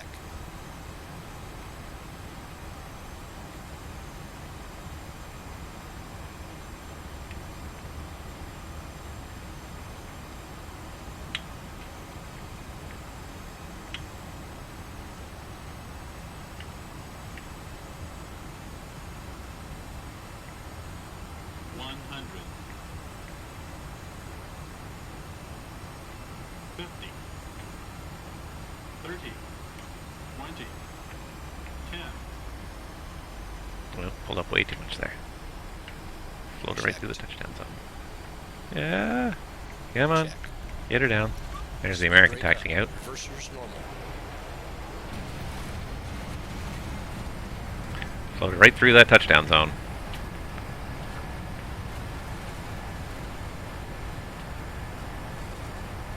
Hi. Bye.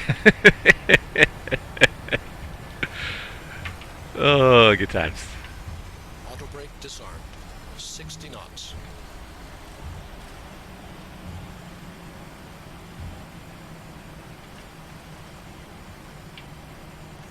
Yeah, I'm going to beat you to the gate. It wasn't really intentional, it's just the way it happened. Check. Oh, funny stuff. Check. Phoenix traffic, WestJet 1342, clearing runway 08, taxiing Bravo to gate Bravo 25. Okay to clean up. Check. And Phoenix traffic, Air Canada 8225, holding short for the WestJet. We'll follow behind Air Canada 8225, Phoenix traffic.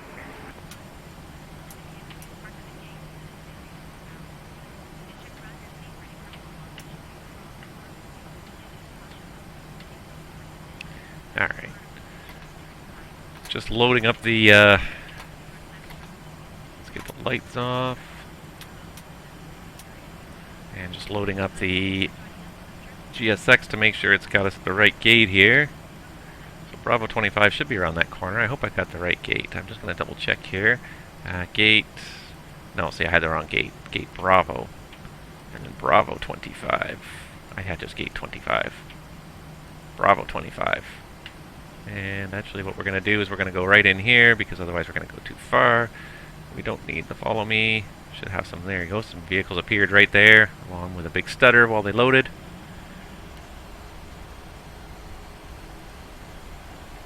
Start the APU, please. Starting APU.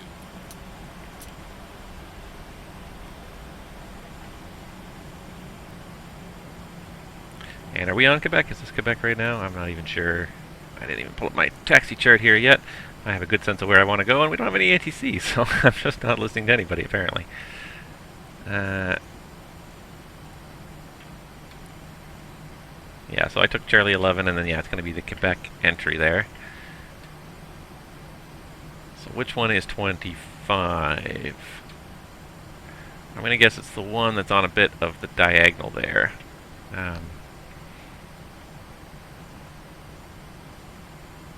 Yeah, that's Bravo 27, so Bravo 25 is this one that's sticking out just on this side of the building here. Lights and doors. Check.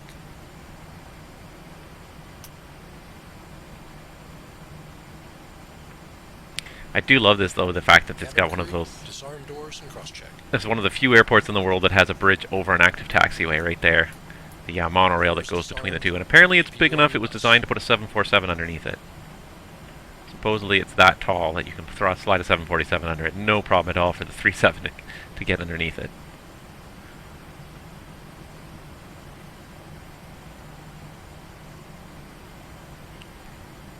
Alright, here we go. Yeah, to the right a little bit. Here we go. Oh, did I not look left? Sorry. Focused on what I'm doing here. There's actually a lot going. Yeah, you have a fuel truck waiting. Well, that's good, because you're going right back to Toronto. You're going to need that fuel. I'm sure you used up most of it getting here. We're not at 3 minutes yet.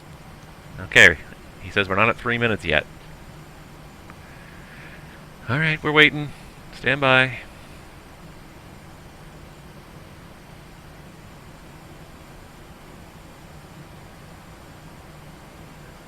I also wish they would fix this where the strobes flash when the beacon's on. I wish they would fix that. We're waiting for 3 minutes on the engine. And there's a 3-minute cooldown period after flying just to make sure that they don't have any thermal shock cooling. So we're just waiting for that 3 minutes and then we're done. Come on. Come on. You can do it. I didn't even see what the touchdown rate was there. 153. Ghost community, nice.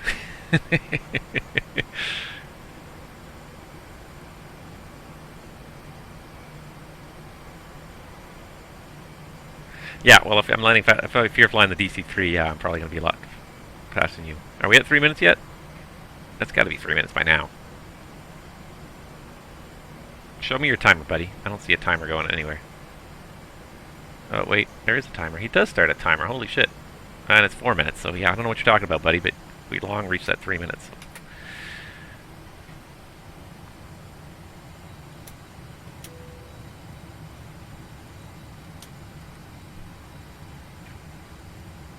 Alright, let's go ahead and operate the jetway.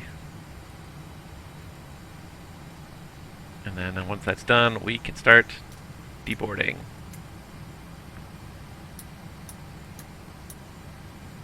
And just waiting for him to run his shutdown procedure here.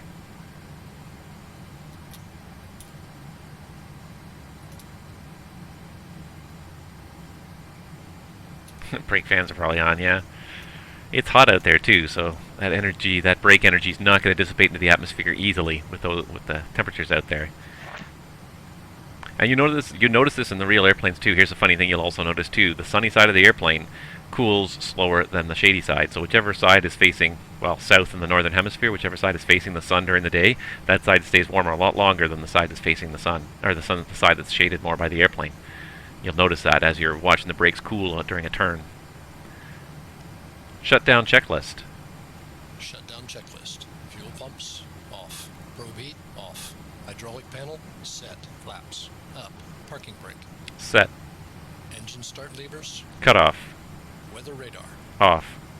Off. Shutdown checklist complete. Cockpit to ground. Go ahead. Please connect external power. Roger. Connecting the GPU. Alright, but we are here. Wherever here is, there it is. We are here in Phoenix. We made it together. Pity that your jet bridge does not draw for you. It's a bit sad sometimes that we don't see multiple jet bridges, you know, and all these things sort of come together. There's a lot of things that can still kind of work to increase the immersion. Allowing the AI traffic to have service vehicles and jet bridges that work would be really a huge useful feature. Even the jet bridges alone, even if you didn't see a whole lot of service traffic, but if you had the jet bridges work, so I could actually see your jet bridge dock, that would be huge. I think that would really help with the immersion. But in the meantime, there goes the little monorail back and forth. Ba-doop-ba-doop. But overall, not too bad, and we made it here in good time. And so that's another leg done. We have one last leg to do. So this is tuned up for next week. Phoenix to Vancouver. And then we will be done this month, and then we will be looking for joining a new job, probably SkyWest, maybe Envoy, or might even do something like water ski or Brickyard or something. Lots and lots of possible choices here in the pilot's life world. Lots of CRJ operators out there, so definitely not going to restrict myself at this point. I don't know at all. I really don't know what we're going to pick, but we're going to see what's available to us next week and after we finish our last leg. But in the meantime, it's 30 degrees here in Phoenix. It's only 20 degrees in Toronto, but it's still a nice day, relatively speaking. So we are going to go ahead and go out there and enjoy it. So thank you guys so much for watching. I hope you had fun. I definitely had a lot of fun. That was great fun. I'm glad we managed to kind of catch each other just on the approach there. That timing worked out really well. Just trying to find some nice views, but I really don't like a lot of these default views. I really don't.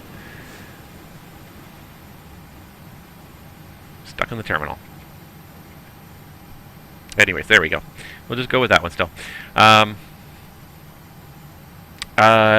Do I have pictures off in the Discord? I might have them off. Oh, hold on. Let's see if I can.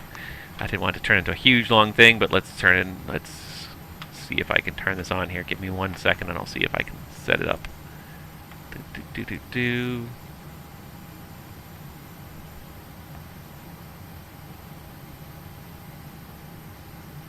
Alright, yeah, I was a little bit leery about attaching files, but I'll put it here so you can attach some pictures. Again, like I said, if I see this, like, anything going crazy sideways in my channels, then I will just simply turn off all the permissions. But, okay, try it again now. You should have permission to post pictures in the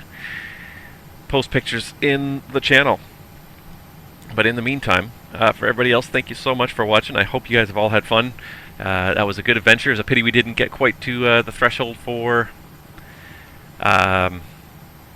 didn't quite get to the threshold for doing that failure, but we'll save that for next time as well. like I said, if I see 10 people watching at the same time on the way from Phoenix to Vancouver next week, we'll do the same thing. We will set up that failure. So in the meantime, guys, thank you so much for watching. Stay safe and healthy out there, and we will see you guys all either next week on the stream, same time, or we'll see you tomorrow night on the ATC stream on the YouTube channel, starting at 01 Zulu on Sunday night. So in the meantime, have a great rest of the Saturday, and we'll see you guys real soon.